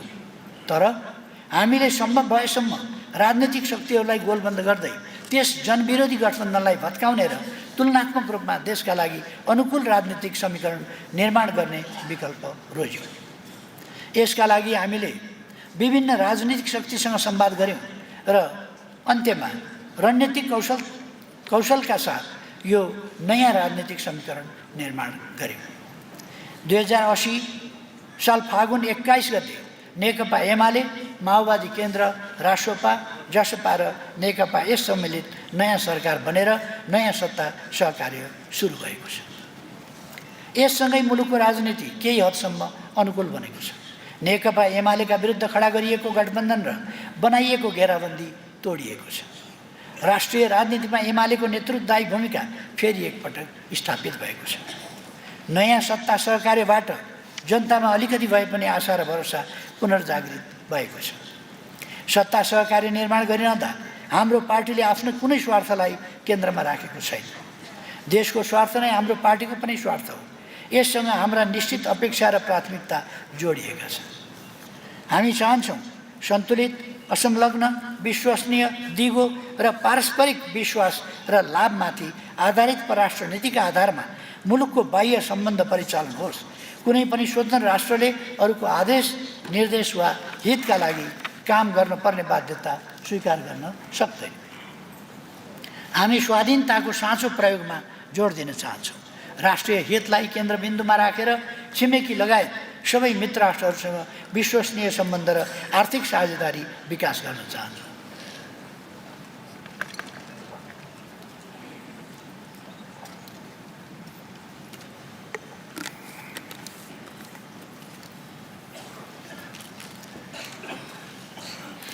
हामी छिमेकी लगायत मित्र राष्ट्रका जायज चासो र सरोकारप्रति संवेदनशील छौँ। त्यसै गरी उहाँहरू पनि नेपालको राष्ट्रिय हित, यसको स्वतन्त्र विदेश नीति, बाह्य सम्बन्ध सञ्चालन र संवेदनशीलताप्रति संवेदनशील, सहयोगी र सकारात्मक बन्नुहोस् भन्ने चाहन्छौँ। सबैसँग मित्रता, कसैसँग छैन शत्रुता सदा चाहिँ हाम्रो बाह्य सम्बन्धको मूल आधार रहनेछ। जनताको बहुदलीय जनवादले समाजमा दलहरूबीच स्वस्थ प्रतिस्पर्धा र लोकतान्त्रिक अभ्यासको परिकल्पना गर्छ। त्यसरी नै जसले बहुलवादी खुल्ला समाजको मान्यतालाई अङ्गीकार गर्छ। यसै मान्यताका आधारमा सबै खाले विविधता र बहुलताको सम्मानका साथै तिनीहरूबीच सहअस्तित्व, सहिष्णुता र सहकार्यको परिकल्पना गर्छ। हामी सबै संस्कृतिलाई समान भावका साथ सम्मान गर्छौँ। धार्मिक आस्था व्यक्तिगत अधिकारको विषय हो, त्यसलाई संरक्षण गर्छौँ। समाजमा विद्वेष र सन्देह फैलाउने र राष्ट्रिय एकतामा आघात पुर्याउने प्रवृत्ति राष्ट्रिय हुन सक्दैनन्। हामी कुनै पनि अतिवादको विरोध गर्छौँ। हामी चाहन्छौँ सरकार सामाजिक सद्भाव र राष्ट्रिय एकतालाई प्रवर्धन गर्ने विषयमा प्रभावकारी भूमिकामा स्थापित होस्। गर्नुपर्ने कामहरू धेरै छन्, तर विभिन्न सीमाहरूका कारण हामी अहिले यिनै प्राथमिकताका आधारमा सरकारलाई अघि बढाउन चाहन्छौँ। पार्टीको नीतिगत अगुवाई र पहलकदमीमा 5 राजनीतिक दलको न्यूनतम नीतिगत प्राथमिकता र साझा सङ्कल्प तयार भई सार्वजनिक भइसकेको छ। दस्तावेजमा संविधानको मर्म र भावना विपरीत राज्य सञ्चालनमा प्रकट विचलन रोकी सङ्घीय लोकतान्त्रिक गणतन्त्रलाई सुदृढ गर्न विद्यमान आर्थिक शिथिलता, दण्डहीनता एवं व्यावसायिक निराशालाई चिर्दै जनतामा राज्यप्रति आशा र भरोसा पैदा गर्न, विशेषतः युवाहरूमा प्रकट नैराश्यता, आक्रोश र नकारात्मक सोचमा परिवर्तन गरी सबै सङ्घर्ष र आन्दोलनले ल्याएको दूरगामी महत्त्वका उपलब्धिको रक्षा गर्न, राष्ट्रिय स्वाधीनता, सार्वभौमसत्ता र भौगोलिक अखण्डता र नेपाल राष्ट्र तथा नेपाली जनताको सर्वोपरि हितलाई केन्द्रमा राखी सुदृढ र सन्तुलित अन्तर्राष्ट्रिय सम्बन्ध विकास गर्न र प्रत्येक नेपालीलाई आफ्नो इतिहास र स्वाभिमान, सङ्घर्ष र बलिदान, परिवर्तन र उपलब्धिप्रति गौरवबोध गराउन तथा राष्ट्रिय आवश्यकता तथा जनचाहना अनुरूप समाजवाद उन्मुख आर्थिक सामाजिक रूपान्तरणका लागि राजनीतिक स्थायित्व, सुशासन, विकास र सामाजिक न्यायसहित समृद्ध नेपाल, सुखी नेपालीको राष्ट्रिय आकाङ्क्षा पुरा गर्ने सङ्कल्प गरिएको छ। यसका लागि देखाएका 13 नीतिगत प्राथमिकता निर्धारण गरिएको छ। 1. अर्थतन्त्रमा उत्पादनदेखि उपभोगसम्म र लगानीदेखि व्यापारसम्म देखिएको शिथिलता हटाउन नीतिगत सुधार गर्दै आर्थिक क्रियाकलापलाई तीव्रता दिने। वित्तीय संस्थाहरूमा उत्पन्न समस्या समाधान गर्न विभिन्न समयमा गठित आयोगहरूका सुझावहरूलाई क्रमशः कार्यान्वयन गर्दै सहकारी, लघुवित्त संस्था एवं अनुचित लेनदेन सम्बन्धी समस्या समाधान गर्ने। 3. सार्वजनिक सेवा प्रवाहमा सुधार गर्न, सुशासन प्रवर्धन गर्न, व्यावसायिक वातावरण निर्माणमा असहज र असान्दर्भिक नीति र कानुनमा परिमार्जन गर्ने, सङ्गठन संरचनामा कायम रहेको दोहोरोपना हटाई चुस्त र मितव्ययी संरचना निर्माण गर्ने, सङ्घीयता कार्यान्वयनका समस्या समाधान गर्दै राज्यका निकायबीच अन्तर समन्वय कायम गरी प्रविधि आधारित सुधार निर्देशित अनुगमन प्रणाली स्थापना गर्ने। 4. सार्वजनिक पदमा रहेका सबै भ्रष्ट, सबै निकम्माको रूपमा व्याप्त भावनालाई बदल्न, बेइमानी गर्नेले कानुनी रूपमा सजाय पाउँछ भन्ने उदाहरण प्रस्तुत हुने गरी सार्वजनिक प्रशासन, न्यायालय र सम्बद्ध नियामक निकायहरूमा जवाफदेहिता सुनिश्चित गर्ने, लाइनमा रहेका सबैको पालो आउँछ भन्ने मान्यतालाई बल पुर्याउने दिगो प्रणाली विकास गरी जनतामा राज्यप्रतिको भरोसा जगाउने। स्वदेशी उत्पादन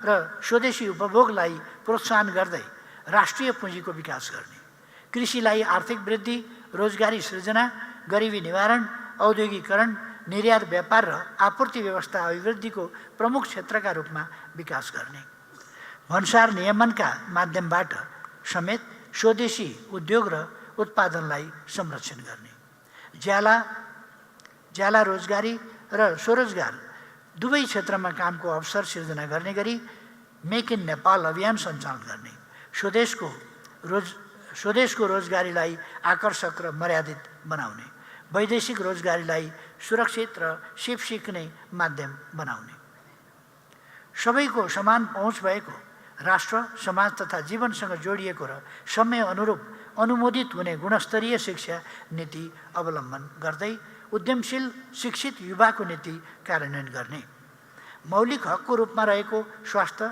खाद्य, आवास र खानेपानीको अधिकार सुनिश्चित गर्ने, श्रमको सम्मान, मर्यादित काम, न्यायोचित ज्याला, सामाजिक सुरक्षा एवं असल औद्योगिक श्रम सम्बन्धलाई श्रम नीतिका आधारभूत मान्यताका रूपमा स्थापित गर्ने, मजदुर, किसान, श्रमजीवी र विपन्न वर्गलाई समृद्धिको केन्द्रमा राख्ने।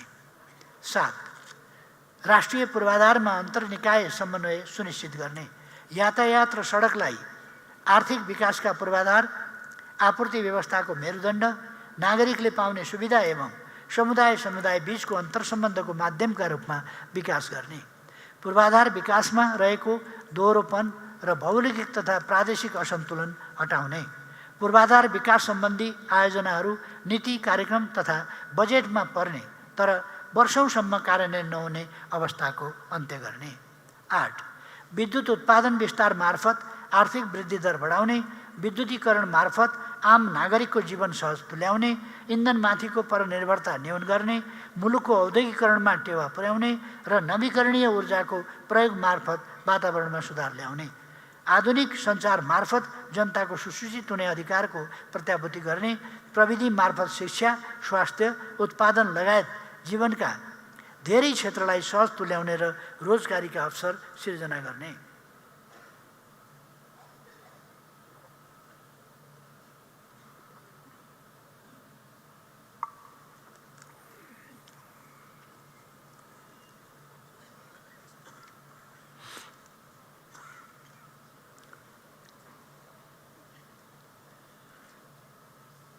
नौ, भूमिमा किसानहरूको सहज पहुँच उपलब्ध गराउन, भूमिको वैज्ञानिक व्यवस्थापन मार्फत यसको सही सदुपयोग गर्न र आवास सम्बन्धी मौलिक हक कार्यान्वयनको सुनिश्चित गर्न आवश्यक प्रक्रिया अगाडि बढाउने, जलवायु परिवर्तनले उत्पन्न गरेको जोखिम न्यूनीकरण गर्ने, वातावरणको सुरक्षा गर्ने र हरित अर्थतन्त्रको विकास गर्ने। 10. युवाहरूलाई सामाजिक जीवनका सबै क्षेत्रमा महत्त्वपूर्ण साझेदार र संवाहकका रूपमा अगाडि बढाउँदै उनीहरूको सर्वतोमुखी विकासका लागि वातावरण निर्माण गर्ने, बहुलता, विविधता र बहुसांस्कृतिक सामाजिक विशेषतालाई नेपालको पहिचान, गौरव र सम्पदाको रूपमा स्थापित गर्ने, पर्यटनको समय समग्र विकास मार्फत आर्थिक विकासमा टेवा पुर्याउने। 11.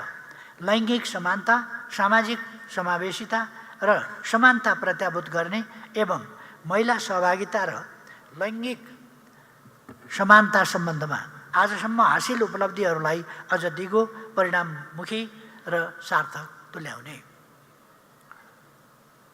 शान्ति प्रक्रियाका बाँकी कामलाई टुङ्ग्याउन तत्काल कानुनी प्रबन्ध गर्ने, पीडितलाई केन्द्रमा राखी तथ्यको आधारमा सत्य स्थापित गर्ने, सत्यको आधारमा न्याय, क्षतिपूर्ति, परिपूरण, माफी र मेलमिलापका माध्यमबाट द्वन्द्व सिर्जित पीडाको सम्बोधन गर्ने। र 13. नेपालको राष्ट्रियता, सार्वभौमसत्ता, भौगोलिक अखण्डता, स्वाधीनता, स्वतन्त्रता, स्वाभिमान र राष्ट्रिय हितको रक्षालाई केन्द्रबिन्दुमा राख्ने। संयुक्त राष्ट्रसङ्घको बडापत्र, पञ्चशीलको सिद्धान्त, विश्व शान्तिका मान्यता, अन्तर्राष्ट्रिय प्रतिबद्धता तथा न्यायमा आधारित स्वतन्त्र, तटस्थ र अल्पसङ्ख्यक परराष्ट्र नीति अवलम्बन गर्ने। यी नीतिहरू आम रूपमा सही छन्। यिनको कार्यान्वयनले मुलुकको राजनीति, अर्थतन्त्र र बाह्य सम्बन्ध लगायत धेरै विषयमा सकारात्मक उपलब्धि हासिल हुनेछन्। नयाँ सरकार बनेसँगै केही सकारात्मक काम थालनी भएका छन्। सहकारी पीडितहरूको समस्या समाधानका लागि सम्बद्ध मन्त्रालयले सहमति गरेको छ। मिटर ब्याजीहरूसँग सम्झौता भएर सडक आन्दोलन स्थगित भएको छ। किसानहरूसँग दुधको बक्यौता रकम तत्काल भुक्तानी गर्ने सहमति भएको छ। बाँसबारीको 10 रोपनी जग्गा सरकारको नाममा फिर्ता ल्याइएको छ। सरकारले भूमि आयोग गठन गरेर भूमिहीन र अव्यवस्थित बसोबासीहरूका समस्या दिगो रूपमा समाधान गर्ने तयारी गरेको छ। किसानलाई मलको अभाव हुन नदिने प्रत्याभूति गरेको छ। हिजो सत्ताको आडमा उन्मुक्ति पाएका या अनुसन्धान र अभियोजन हुन नसकेका कतिपय मुद्दाहरूमा नयाँ ढङ्गबाट स्वतन्त्र अनुसन्धान, अभियोजन र कारबाही सुरु भएको छ।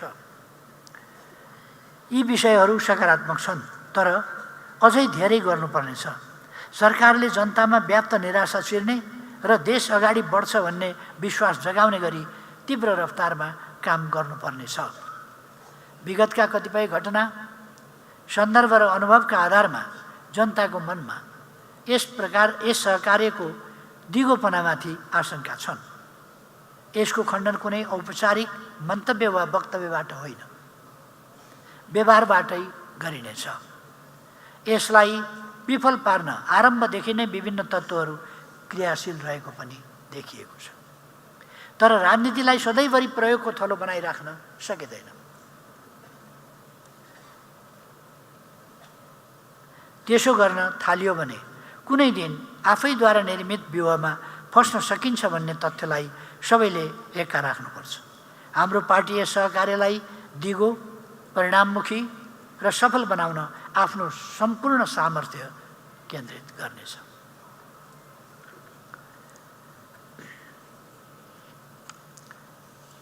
अब म राजनीतिक शक्ति सन्तुलन र पार्टीहरू बीचको सम्बन्धका बारेमा केही शब्दहरू राख्नेछु।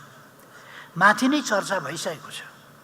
यो सत्ता सहकार्य मुलुकका समस्या समाधानका लागि हो, सत्ता परिवर्तन या प्राप्तिका लागि मात्रै होइन।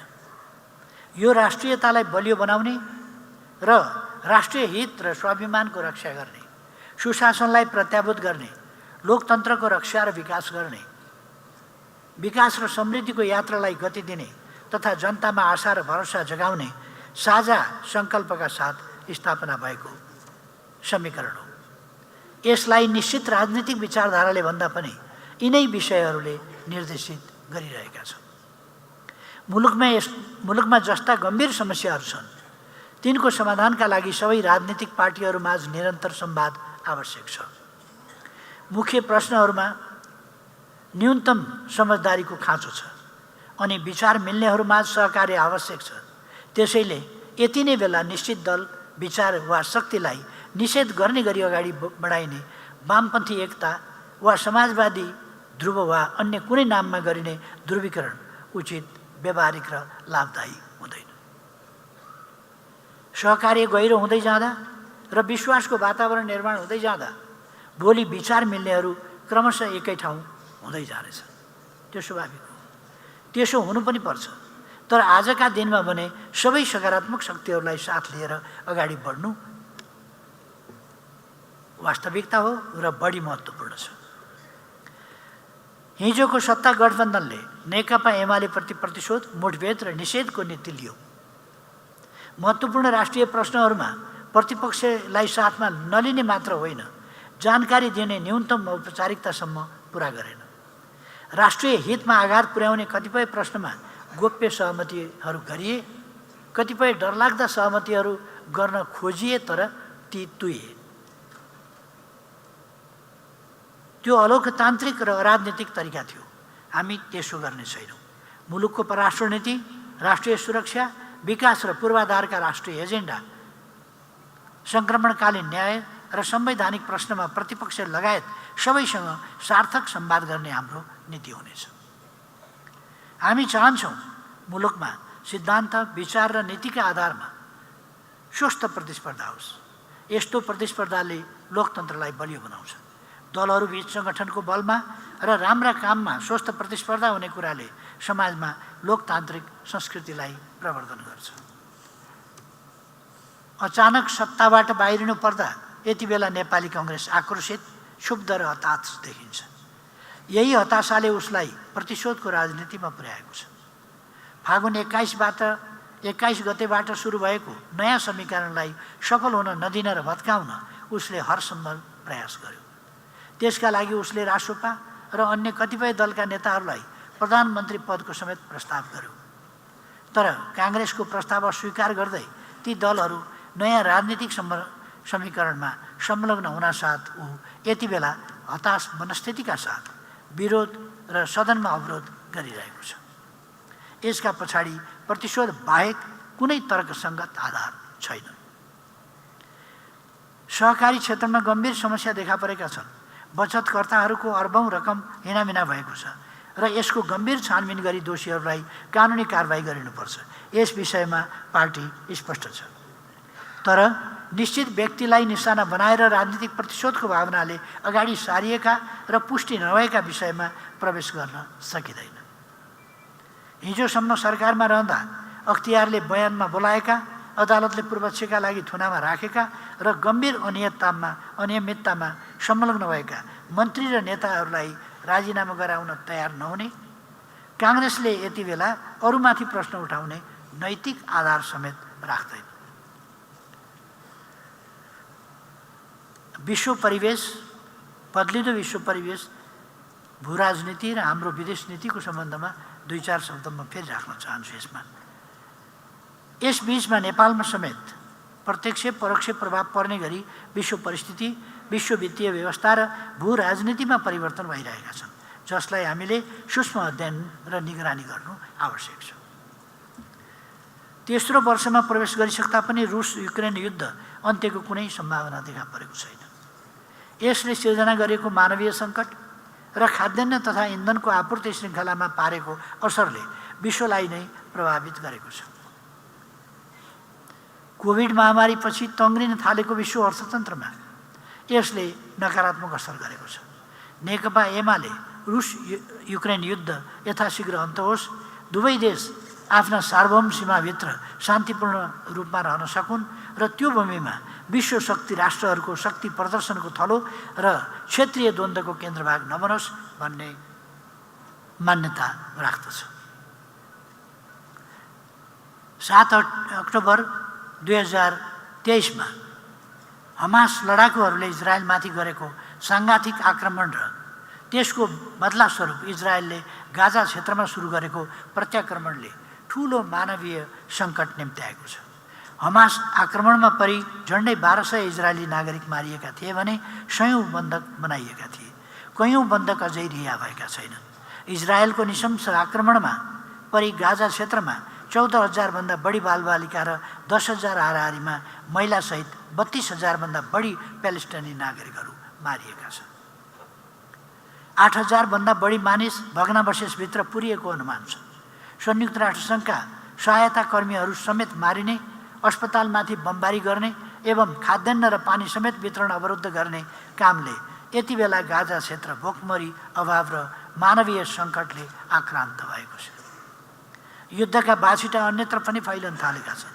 प्यालेस्टाइनी जनताको समर्थनको नाममा यमनका हुथी विद्रोहीहरूले लाल सागरमाथि गरिरहेको लगातारको आक्रमणले त्यस क्षेत्रको जलमार्ग समेत प्रभावित भएको छ। यसले विश्वकै आपूर्ति श्रृङ्खलालाई असर पारेको छ। क्षेत्रीय युद्धको आशंका बढेको छ। नेकपा एमाले जुनसुकै स्वरूप, आवरण र नाममा गरिने आतङ्ककारी क्रियाकलापको दृढ विरोध गर्दछ। प्यालेस्टाइनी जनताको स्वतन्त्र र सार्वभौम राज्यको मागप्रति हाम्रो निरन्तर समर्थन रहँदै आएको छ। स्वीकृत अन्तर्राष्ट्रिय सीमाभित्र इजरायल र प्यालेस्टाइन शान्तिपूर्वक रहन पाउनुपर्छ भन्ने संयुक्त राष्ट्रसङ्घको 2 राज्य समाधानको विकल्पलाई हामी समाधान गर्छौँ र त्यो विकल्पको कार्यान्वयनबाट मात्रै त्यस क्षेत्रमा दिगो शान्ति कायम हुन सक्छ भन्ने विश्वास गर्दछौँ। हामी त्यस क्षेत्रमा तत्काल युद्धविराम गर्न, नेपाली युवा विपिन जोशी सहित सबै बन्धकहरू रिहा गर्न, मानवीय सहायताको आपूर्तिलाई निर्बाध सञ्चालन गर्न र हत्या हिंसाको अमानवीय श्रृङ्खला तत्काल अन्त्य गर्न माग गर्दछौँ। विगतमा आफैले स्वीकारेको एक चीन नीतिको मान्यता विपरीत ताइवानका विषयमा अमेरिकाको दोहोरो र उत्तेजनात्मक भूमिकाले त्यस क्षेत्रमा तनाव बढाइरहेको छ। एसिया प्रशान्त क्षेत्रमा तनाव बढाउने, सैन्य शक्ति विकेन्द्रित गर्ने र ध्रुवीकरण गर्ने कुनै पनि कदम विश्व शान्ति र क्षेत्रीय स्थायित्वका लागि हानिकारक हुन्। त्यस्ता क्रियाकलापहरू तत्काल बन्द गरिनुपर्छ भन्ने हाम्रो स्पष्ट दृष्टिकोण छ। हामी म्यानमारमा लोकतन्त्रको तत्काल पुनर्स्थापनाको पक्षमा छौँ। जननिर्वाचित संसदलाई भङ्ग गर्ने, जननिर्वाचित प्रतिनिधिहरूलाई बन्दी बनाउने र शान्तिपूर्ण विरोध प्रदर्शनमाथि हिंसात्मक दमन गर्ने काम कुनै पनि अर्थमा स्वीकार्य हुन सक्दैन। दक्षिण एसियामा बढिरहेको दक्षिणपन्थी अतिवाद र विभिन्न मुलुकमा लोकतन्त्रमाथि भइरहेका सैन्य हस्तक्षेपप्रति हामी चिन्तित छौँ। हामी कुनै पनि भूभागमा भइरहेका युद्ध र बाह्य हस्तक्षेपको विरुद्ध छौँ। लोकतन्त्र र शान्तिको पक्षमा छौँ।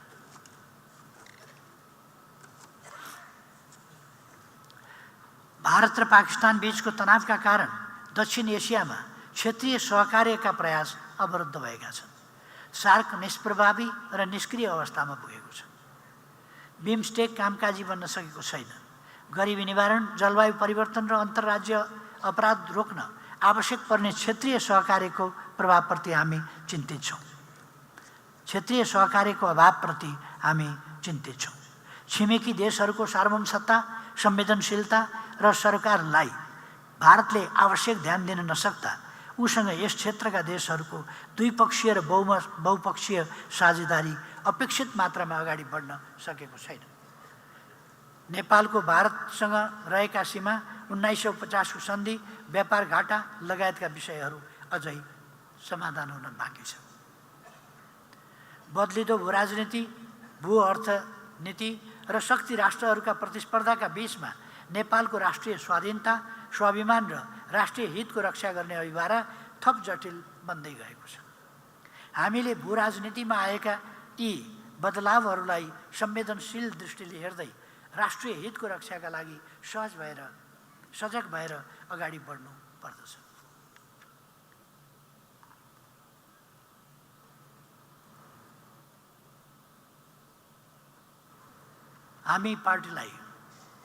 हाम्रो पार्टीलाई जो राष्ट्रिय शक्ति हो, मूल राष्ट्रिय शक्ति हो, यस प्रमुख राष्ट्रिय शक्तिलाई निर्णायक राष्ट्रिय शक्तिको रूपमा विकास गर्न चाहन्छ।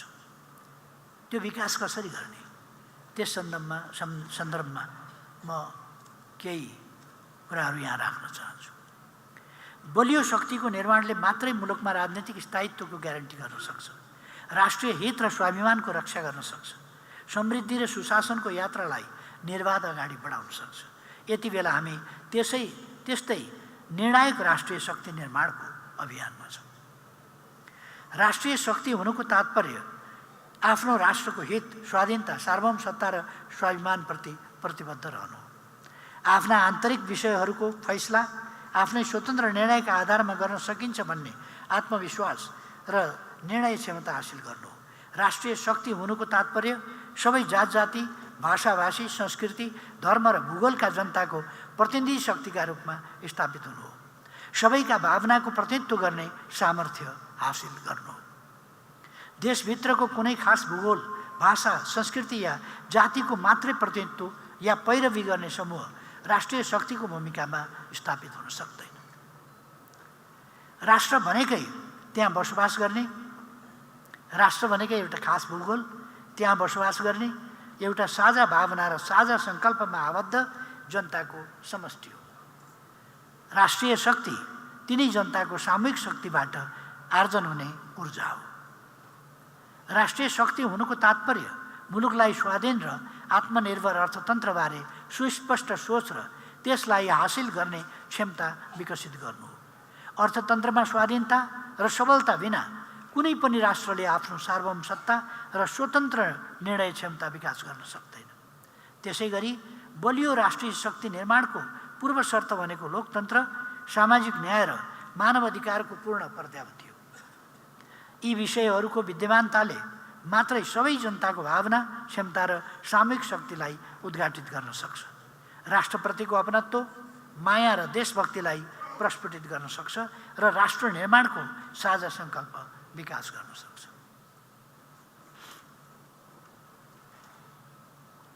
अधिकार खोसिएका, निरङ्कुश बन्धनमा बाँधिएका, न्याय र समानताबाट वञ्चित एवं विभेदमा पारिएका जनतामा राष्ट्र निर्माणको हुटहुटी जगाउन र त्यस अनुकूलको वातावरण निर्माण हुन सक्दैन। देशभक्ति, स्वाभिमान सबै जनताको प्रतिनिधित्व, आर्थिक आत्मनिर्भरता र लोकतन्त्र राष्ट्रिय शक्ति निर्माणका अविभाज्य अङ्गहरू हुन्। विक्रम सम्वत 1990 को दशकदेखि नेपालमा सङ्गठित राजनीतिको सुरुवात भएसँगै राष्ट्रिय शक्ति उदायो र त्यसको केही पछि नै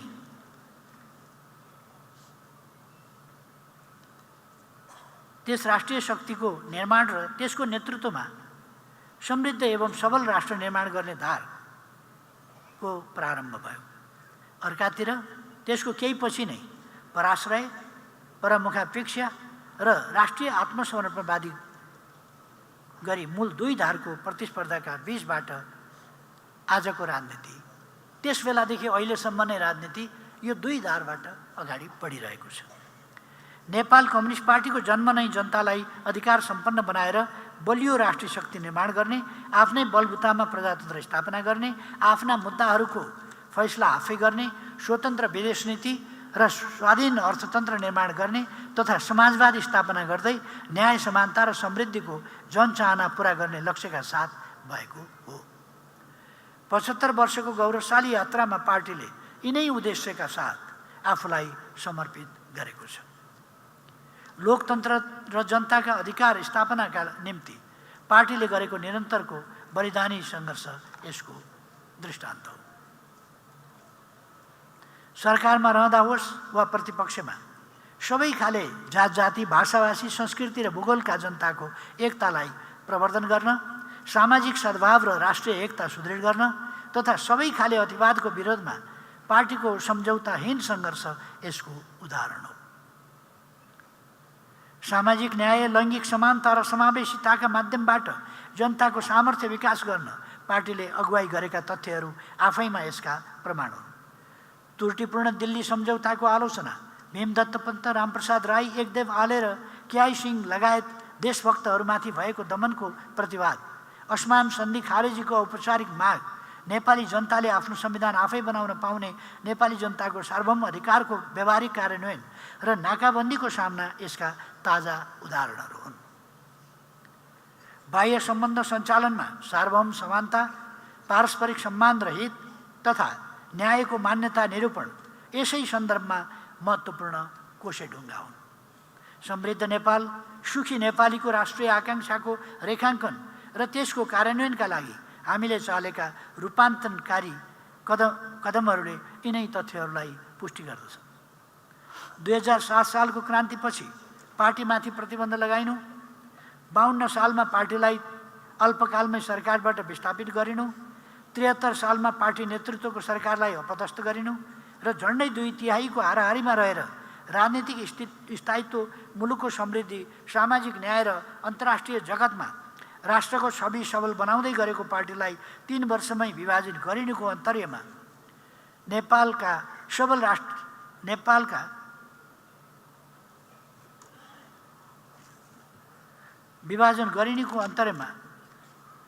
नेपालमा सबल राष्ट्रिय शक्तिको निर्माण र त्यसलाई निर्णायक बिन्दुमा पुग्न नदिने दुराशय नै थियो।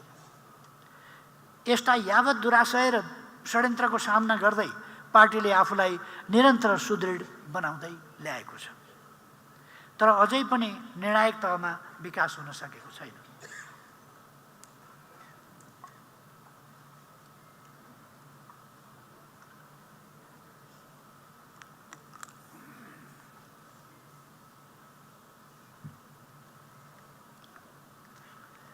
एकाउन्न सालमा तत्कालीन प्रतिनिधि सभाका 205 मध्ये 88 झन्डै 43% स्थानमा विजय हासिल गरेर पार्टीले एउटा उचाइ हासिल गरेको थियो। 74 को आम निर्वाचनमा प्रतिनिधि सभाका 275 स्थानमध्ये 121 44% स्थान र लोकप्रिय मतमा 34% हासिल गरेर इतिहासमा सर्वाधिक उचाइ हासिल गरेको थियो। पछि नेकपा माओवादी केन्द्रसँग पार्टी एकीकरण गर्दै वामपन्थीहरूको प्रबल बहुमत निर्माण गरिएको थियो। फेरि पनि बलियो राष्ट्रिय शक्ति निर्माण हुन नदिने प्रपञ्चमा उचाइमा पुगेको त्यस आन्दोलनलाई विभाजित गर्ने काम भयो। आज आन्दोलन तुलनात्मक रूपमा हिजोको त्यो उचाइसँग अलिकति खस्किएको अवस्था छ। आज यस अभियानलाई हामी नयाँ सिराबाट सुरु गर्दैछौँ। निर्णायक राष्ट्रिय शक्ति निर्माणको अनिवार्य पूर्वशर्त बलियो नेकपा एमालेको निर्माण हो। हाम्रो पार्टी बाहिर पनि राष्ट्रिय शक्तिका पक्षधरहरू छन्, तर तिनीहरू बलिया, प्रभावकारी वा अगुवाई गर्न सक्ने भूमिकामा छैनन्। बलियो नेकपा एमालेको नेतृत्वमा मात्रै तिनीहरूलाई राष्ट्र निर्माणका काममा गोलबन्द गर्न सकिन्छ। यसै उद्देश्यले हामी यस वर्षलाई सङ्गठन सुदृढीकरण र शुद्धिकरणको वर्षका रूपमा अगाडि बढाउँदैछौँ। शुद्धिकरण अभियानका लागि विशेष प्रस्ताव देहाय बमोजिम प्रस्तुत गरिएको छ। हाम्रो पार्टी निर्माण सम्बन्धी अवधारणा के हो, त्यसमा अलिकति म विचारहरू राख्न चाहन्छु। सामाजिक व्यवस्थापनका लागि मानव जातिले विकास गरेका सर्वाधिक महत्त्वपूर्ण कुरा हुन् राजनीति र राजनीतिक पार्टीहरू। राजनीति नै मूल विषय हो जसले समाजलाई निश्चित गन्तव्य निर्धारण गरेर त्यहाँ पुग्ने बाटो तय गरेर त्यसको उद्देश्यका लागि जनतालाई गोलबन्द गर्छ। राजनीतिले राज्य जन्माउँछ र त्यसले पार्टीहरू जन्माउँछ। राजनीतिक पार्टीहरूले नै राष्ट्रिय एकताको आधारभूमि निर्माण गर्दछ र राष्ट्रिय गन्तव्यको पनि निर्धारण गर्दछ। पार्टी निर्माणका दुई अवधारणा प्रचलनमा छन्, मास पार्टी र कार्यकर्ता अथवा क्याडर पार्टी। मास पार्टीमा तहगत कमिटी प्रणाली हुँदैन र नीतिगत तथा नेतृत्व निर्माणमा कमिटीको निर्णायक भूमिका पनि हुँदैन। एक किसिमले भन्ने हो भने त्यहाँ भिडले तत्कालका लागि नीति र नेतृत्व तय गर्छ। कार्यकर्ता पार्टीमा सचेत र क्रियाशील सदस्यले नीति र नेतृत्व निर्माण गर्छन्। तहगत कमिटी प्रणाली संस्थागत निर्णय, सामूहिक नेतृत्व र व्यक्तिगत जिम्मेवारीका आधारमा पार्टी निर्माण र परिचालन गरिन्छ। मास पार्टीको अवधारणा यथास्थिति र तात्कालिक चासोमा मात्र सीमित रहने पार्टीहरूले अपनाएका छन्। यथास्थितिलाई सचेत क्याडर पार्टी चाहिँदैन। यथास्थितिमा रहनका लागि सबल, सक्षम, सही नेतृत्व चाहिँदैन, भिजन चाहिँदैन यथास्थितिका लागि। त्यसकारण उनीहरू यथास्थिति र तात्कालिक चासोमा मात्रै सीमित रहने गर्दछन्। जे छ त्यसैमा वा त्यसमाथि सामान्य सुधारमा सन्तुष्ट हुने हुनाले यो सामान्य सुधार चाहिँ उनीहरू किन गर्छन् भने जनतामा असन्तुष्टि नबड्कियोस् भन्नका लागि मात्रै, जन असन्तुष्टि रोक्नका लागि मात्रै उनीहरूले सामान्य सुधार पनि गर्ने हो यथास्थितिमा। त्यस्तो पार्टीका लागि सचेत, सङ्गठित र सक्रिय कार्यकर्ताको आवश्यकता पर्दैन। तर कम्युनिस्ट पार्टी संस्थागत निर्णयमा आधारित नीति र सचेत नेतृत्वका आधारमा निर्माण हुन्छ। त्यो किनभने यसले एउटा महान गन्तव्य र त्यसमा पुग्ने महान अभिभारा बोकेको हुन्छ। प्रगति र क्रान्तिकारी रूपान्तरणप्रति प्रतिबद्ध, सचेत, सङ्गठित र सक्रिय नेता कार्यकर्ताको बलमा सञ्चालित हुने भएकाले कम्युनिस्ट पार्टीलाई क्याडर पार्टी भन्ने गरिएको हो। त्यसो त क्याडर पनि जनताकै एउटा हिस्सा हो। जनताको राजनीतिक रूपमा सचेत, सङ्गठित र क्रियाशील हिस्सा हो। प्रतिबन्धित अवस्थामा काम गरेका, क्रान्तिका लागि गैर संवैधानिक बाटो अवलम्बन गरेका र क्रान्ति सम्पन्न भएपछि बनेको संविधानमै कम्युनिस्ट पार्टीको नेतृत्व अनिवार्य हुने प्रावधान राखी आम रूपमा एकदलीय या बहुदलीय सहयोगात्मक प्रणाली अपनाइरहेका कम्युनिस्ट पार्टीका अनुभव एक खालका छन्। आम रूपमा प्रतिपक्षीय भूमिकामा रहेर आन्दोलन गरिरहेका कतिपय पार्टीका अनुभव फरक खालका छन्। हामी क्रान्ति र समाजवाद निर्माणको मात्रै होइन, पार्टी निर्माणको पनि मौलिक ढाँचा र मान्यता विकास गर्दै अघि बढिरहेका छौँ। बहुदलीय प्रतिस्पर्धा, शान्तिपूर्ण बाटो र संवैधानिक माध्यमबाट समाजवादको आधार निर्माण गर्ने मौलिक कार्यदिशासहित पार्टी निर्माणको अभियानमा हामी छौँ। यसैले पार्टी निर्माणका कतिपय अन्तर्राष्ट्रिय अनुभव हाम्रो सन्दर्भमा सान्दर्भिक देखिँदैनन्। हामी तिनीहरूबाट शिक्षा लिन सक्छौँ, तर नकल गर्न सक्दैनौँ अथवा त्यसमाथि भर पर्न सक्दैनौँ। आफ्नो मौलिकतामा सृजनात्मक ढङ्गले अगाडि बढ्नुपर्छ। 5औं राष्ट्रिय महाधिवेशन पूर्व हामीले पनि आफ्नो पार्टीलाई कार्यकर्ता पार्टी भन्दै आएका थियौँ। 5औं राष्ट्रिय महाधिवेशनपछि जननेता मदन भण्डारीको अगुवाईमा हामीले कार्यकर्ता पार्टीको अवधारणालाई जनआधारित कार्यकर्ता पार्टीमा विकसित गरेका छौँ।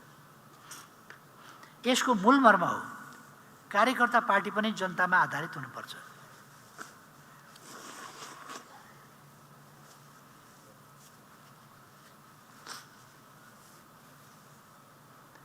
पार्टीका नेता कार्यकर्ता जनताका सुख दुःखमा सहभागी हुनुपर्छ, जनतासँग एकाकार हुनुपर्छ, जनताको हित र प्रगतिको पक्षमा सक्रिय हुनुपर्छ र जनताबाट आवधिक रूपमा अनुमोदित हुनुपर्छ।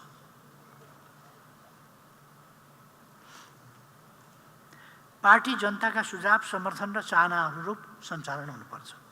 तर पार्टीको नीति र नेतृत्व निर्माणमा भने सचेत कार्यकर्ताहरूको निर्णायक भूमिका हुनुपर्छ र श्रृङ्खलाबद्ध कमिटी प्रणाली अक्षुण्ण रहनुपर्छ। पार्टी निर्माणको यो अवधारणा जनताको बहुदलीय जनवादको बाटोबाट क्रान्ति सम्पन्न गर्ने हाम्रो कार्यदिशासँग अविभाज्य ढङ्गले जोडिएको छ। 7औं महाधिवेशनमा प्रस्तुत र 8औं महाधिवेशनबाट पारित पार्टी जीवनको लोकतान्त्रिकरणको मान्यतासहित जन आधारित कार्यकर्ता पार्टीको अवधारणालाई हामीले यसबीचमा अझ सुदृढ तुल्याएका छौँ। हाम्रो पार्टीको सङ्गठनात्मक सिद्धान्त जनवादी केन्द्रीयता हो। जनवादले पार्टीको सार्वभौम अधिकार पार्टी सदस्यमा निहित रहने सुनिश्चितता गर्छ। पार्टी सदस्यलाई सिद्धान्त, कार्यक्रम र नीति निर्धारण, नेतृत्व चयन लगायत पार्टी निर्माण र परिचालनका समग्र विषयमा अन्तिम अधिकारी मान्दछ। केन्द्रीयताले पार्टीका सिद्धान्त, कार्यक्रम, नीति र निर्णय कार्यान्वयन हुने कुराको आधार तयार गर्छ र त्यसको प्रत्याभूति गर्छ, त्यसको ग्यारेन्टी गर्छ। पार्टीलाई संस्थागत निर्णयका आधारमा अनुशासित तवरले परिचालित हुन निर्देशित गर्दछ। हामी जनवादी केन्द्रीयताको सङ्गठनात्मक सिद्धान्तको मार्गदर्शनमा अन्तर्पार्टी लोकतन्त्रको उत्कृष्ट अभ्यास गर्दै अनुशासित एवं गतिशील पार्टी निर्माण गर्न चाहन्छौँ। निरन्तर जनताको निगरानीमा रहने र प्रतिस्पर्धाद्वारा श्रेष्ठता हासिल गरेका नेता, कार्यकर्ता र सदस्यहरूको पार्टी बनाउन चाहन्छौँ। सामाजिक आर्थिक रूपान्तरणको नेतृत्व गर्ने, समाजवादको आधार तयार गर्ने र समृद्ध नेपाल, सुखी नेपालीको राष्ट्रिय आकाङ्क्षा साकार तुल्याउने जनआधारित कार्यकर्ता पार्टी निर्माण गर्न चाहन्छौँ। यसो गरिरहँदा हामीले केही समस्याहरूको सामना गरिरहेका छौँ, जसलाई यस बैठकमा बृहत छलफल गरेर निष्कर्षमा पुग्नुपर्नेछ।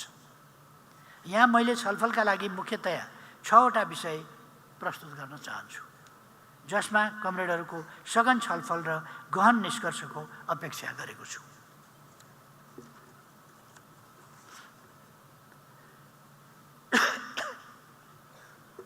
जनआधारित कार्यकर्ता पार्टी निर्माणका समस्या सम्बन्धमा विचार गर्नुपर्ने 6 वटा प्रश्नहरू। 1. पार्टी सदस्यता वितरण, नवीकरण र परीक्षणको सम्बन्धमा के कसरी?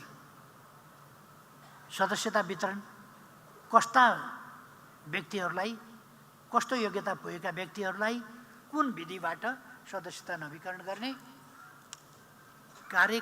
जनतामा आधारित कार्यकर्ता पार्टी, मूल्याङ्कनमा आधारित कार्यकर्ताको नेतृत्व विकास आदि प्रश्नहरूलाई ध्यानमा राखेर सदस्यताको वितरण, नवीकरण र परीक्षण कसरी गर्ने?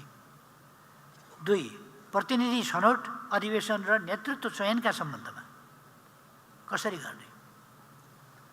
नचिनेका मान्छेहरूलाई भोट हालेर त्यसमार्फत कि मूल्याङ्कनको आधारमा मतदान त गर्ने, तर मान्छे चिन्दै नचिनिकन मतदान गर्ने कि चिनेर मतदान गर्ने?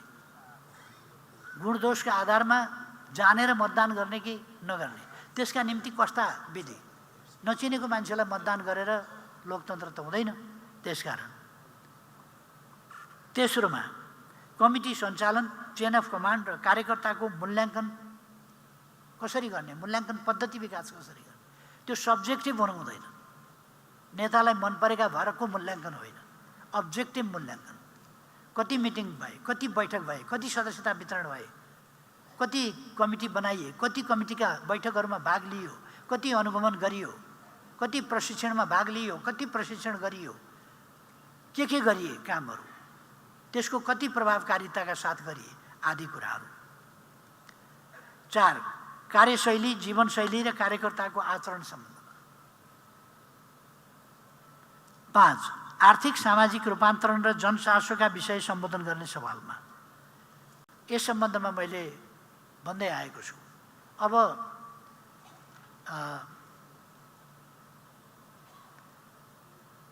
हामी जनताले के चाहन्छ भने नेता आफू जस्तै मात्रै होइन, आफूभन्दा पृथक हुनुपर्छ, त्यो अपेक्षा गर्छ। हामी त साधारण मान्छे हौँ, जे गरे पनि हुन्छ भन्न ठान्छ, जस्तो भए पनि केही फरक पर्दैन। तर नेता त ऊ त उदाहरणीय हुनुपर्छ, ऊ दृष्टान्त योग्य हुनुपर्छ, ऊ प्रशंसनीय हुनुपर्दछ। यी कुरा माग गर्दछ। यसलाई कसरी गर्ने? त्यसै गरेर 5 मा आर्थिक सामाजिक रूपान्तरण र जनचासोका विषय सम्बोधन गर्ने सम्बन्धमा हामी अब राजनीति र सङ्गठन गरेर मात्रै हामीलाई पुग्दैन। हामी अब राजनीतिक क्रान्तिबाट अलिक आर्थिक परिवर्तनका, आर्थिक क्रान्तिका समयमा प्रवेश गरेका छौँ र अबको समय यदि राजनीतिक व्यवस्थालाई, प्रणालीलाई आर्थिक क्रान्ति या आर्थिक परिवर्तन, जनताको जीवनमा परिवर्तनसँग गाँसिएन भने त्यो फलदायी हुने छैन। यही कुरा मैले 48 सालमा संसदमा आएपछि, निर्वाचित भएर संसदमा आएपछि लगातार यो कुरा मैले राख्दै आएँ कि राजनीतिमा जुन परिवर्तन ल्याएका छौँ हामीले, त्यो त्यतिमा सीमित होइन। अर्थतन्त्रमा, आर्थिक जीवनमा, सामाजिक जीवनमा, जनताको जीवन स्तरमा, उसको शिक्षामा, उसको स्वास्थ्यमा, हरेक कुरामा परिवर्तित हुनुपर्दछ, रूपान्तरित हुनुपर्दछ। हाम्रो पार्टीको सबै साथीहरूले यही कुरा राख्दै आयो। हाम्रो पार्टीले यही दृष्टिकोण प्रस्तुत गर्दै आयो। जुन कुरा सही थियो हामीले लगातार भन्दै आएका छौँ। अब पनि हामी जनताका बीचमा गएर उनको आर्थिक जीवनमा परिवर्तन ल्याउने खालका केही काम गर्दैनौँ भने, उनलाई आर्थिक बाटो देखाउँदैनौँ भने, त्यसले हामीप्रति, हाम्रो पार्टीप्रतिको आकर्षण नजगाउन सक्छ, त्यो कायम नराख्न सक्छ। त्यसकारण हाम्रो साथीहरूले यसमा ध्यान दिनुपर्छ। अब 6औँमा निर्वाचन मार्फत निर्णायक राष्ट्रिय शक्ति निर्माण गर्ने सम्बन्धमा हाम्रो पार्टी समृद्ध नेपाल, सुखी नेपाली बनाउन चाहन्छ देशलाई, देशवासीलाई भने त्यसमा पुग्नका लागि निर्णायक राष्ट्रिय शक्ति आवश्यक छ। र त्यो निर्णायक राष्ट्रिय शक्ति जोसुकै निर्णायक भएर हुँदैन। प्रतिगामी, मिलिजुली, साँठगाँठवाला निर्णायक भएर त देख्यौँ नि हामीले, अर्थतन्त्र ओह्रालो लाग्छ, समाज ओह्रालो लाग्छ, फ्रस्ट्रेसन पैदा हुन्छ समाजमा। त्यसकारण हामीले यसलाई राष्ट्रिय शक्ति निर्णायक तवरमा पुर्याउनु पर्छ। अथवा हाम्रो पार्टी साधारणतया पनि बहुमतमा पुगेन, तिनै तहका सरकारहरूमा बहुमतमा पुगेन, सर्वत्र छाएन भने हामी राष्ट्रिय शक्ति निर्माण हुन सक्दैनौँ। र राष्ट्रिय शक्ति भएनौँ भने जहाँनेरि भएन हो त्यहीँनेरि खाल्टो पर्छ। त्यसकारण समग्र राष्ट्र विकासको गतिलाई एक रूपताका साथ, एक नासले, एक तालमा अगाडि बढाउन सक्दैनौँ। यस सन्दर्भमा कमरेडहरूका विचार आउँ। यी 6वटा पोइन्टमा खास गरी विचार केन्द्रित गरेर यस प्रश्नमा यो जनआधारित कार्यकर्ता पार्टी निर्माण कसरी गर्ने भन्ने यो मिसन 84सँग जोडिएको छ। यो निर्णायक राष्ट्रिय शक्ति निर्माणसँग जोडिएको छ। यो समृद्ध नेपाल, सुखी नेपालीको राष्ट्रिय आकांक्षा र हाम्रो गन्तव्य साकार पार्ने कुरासँग जोडिएको छ। त्यसकारण यी विषयहरूमा केन्द्रित भएर कमरेडहरू अगाडि बढौँ भन्ने आग्रह गर्न चाहन्छु। कमरेडहरूबाट यो कुराहरू छलफलको क्रममा ठोस रूपमा आउनेछन्, लिखित रूपमा पनि आउनेछन् भन्ने मैले विश्वास लिएको छु। प्रिय कमरेडहरू, 10औं राष्ट्रिय महाधिवेशन पछिको 2.5 वर्षको हाम्रो यात्रा सफल र प्रभावकारी रहेको छ। इतिहासकै प्रतिकूल परिस्थितिलाई हामीले सम्हालिएर सामना गरेका छौँ। यसले हाम्रो प्रतिरोधी क्षमता, एकातिर प्रतिरोधी क्षमता र अर्कोतिर फेरि पहिलेकै ठाउँमा धक्का पाए पनि फेरि पहिलेकै ठाउँमा आउने र अगाडि बढ्ने रिजिलियन्स, त्यो क्षमतालाई थप सुदृढ बनाएको छ। पार्टीलाई प्रतिकूलताका बीचबाट यस बिन्दुसम्म ल्याउन निर्णायक भूमिका खेल्नुहुने पार्टी रक्षाको यस अग्रपङ्क्तिलाई म हार्दिक अभिवादन गर्न चाहन्छु। अर्थात् यहाँहरू जसले यो भूमिका खेल्नुभएको छ र पार्टीलाई अप्ठ्यारोबाट यहाँ ल्याउनु भएको छ, तपाईँहरू सबैलाई धेरै धेरै धन्यवाद भन्न चाहन्छु। तपाईँहरू बधाईका पात्र हुनुहुन्छ, तपाईँहरू धन्यवादका पात्र हुनुहुन्छ, तपाईँहरू प्रशंसाका पात्र हुनुहुन्छ र मैले विश्वास लिएको छु अझ अगाडि बढेर हामी जानेछौँ। हामी यति बेला तुलनात्मक रूपमा सहज अवस्थामा आइपुगेका छौँ, तर समाजवादी र पुँजीवादी शक्ति बीचको अग्रगमन र प्रतिगामी पश्चगमन बीचको, राष्ट्रिय स्वाभिमान र आत्मसमर्पणका पक्षधर बीचको एवं समृद्धि एवं बर्बादीका शक्ति बीचको यो वर्ग सङ्घर्ष जारी नै छ। हाम्रो आगामी यात्रा पनि जोखिम मुक्त, चुनौती रहित र विघ्न बाधाविहीन छैन। तर मार्क्सवाद, लेनिनवाद र जनताको बहुदलीय जनवादको मार्गदर्शन, जनताको लोकप्रिय समर्थन र आन्दोलनको आरणमा खारिएका नेता कार्यकर्ताहरूको यो पङ्क्ति यस्तो शक्ति हो जसका बलमा हामी जस्ता सुकै अवरोधहरू पनि छिचोल्न सक्छौँ। उच्च मनोबलका साथ अगाडि बढौँ। हाम्रो विजय अवश्य भावी छ र हाम्रो भविष्य उज्जवल छ। धन्यवाद।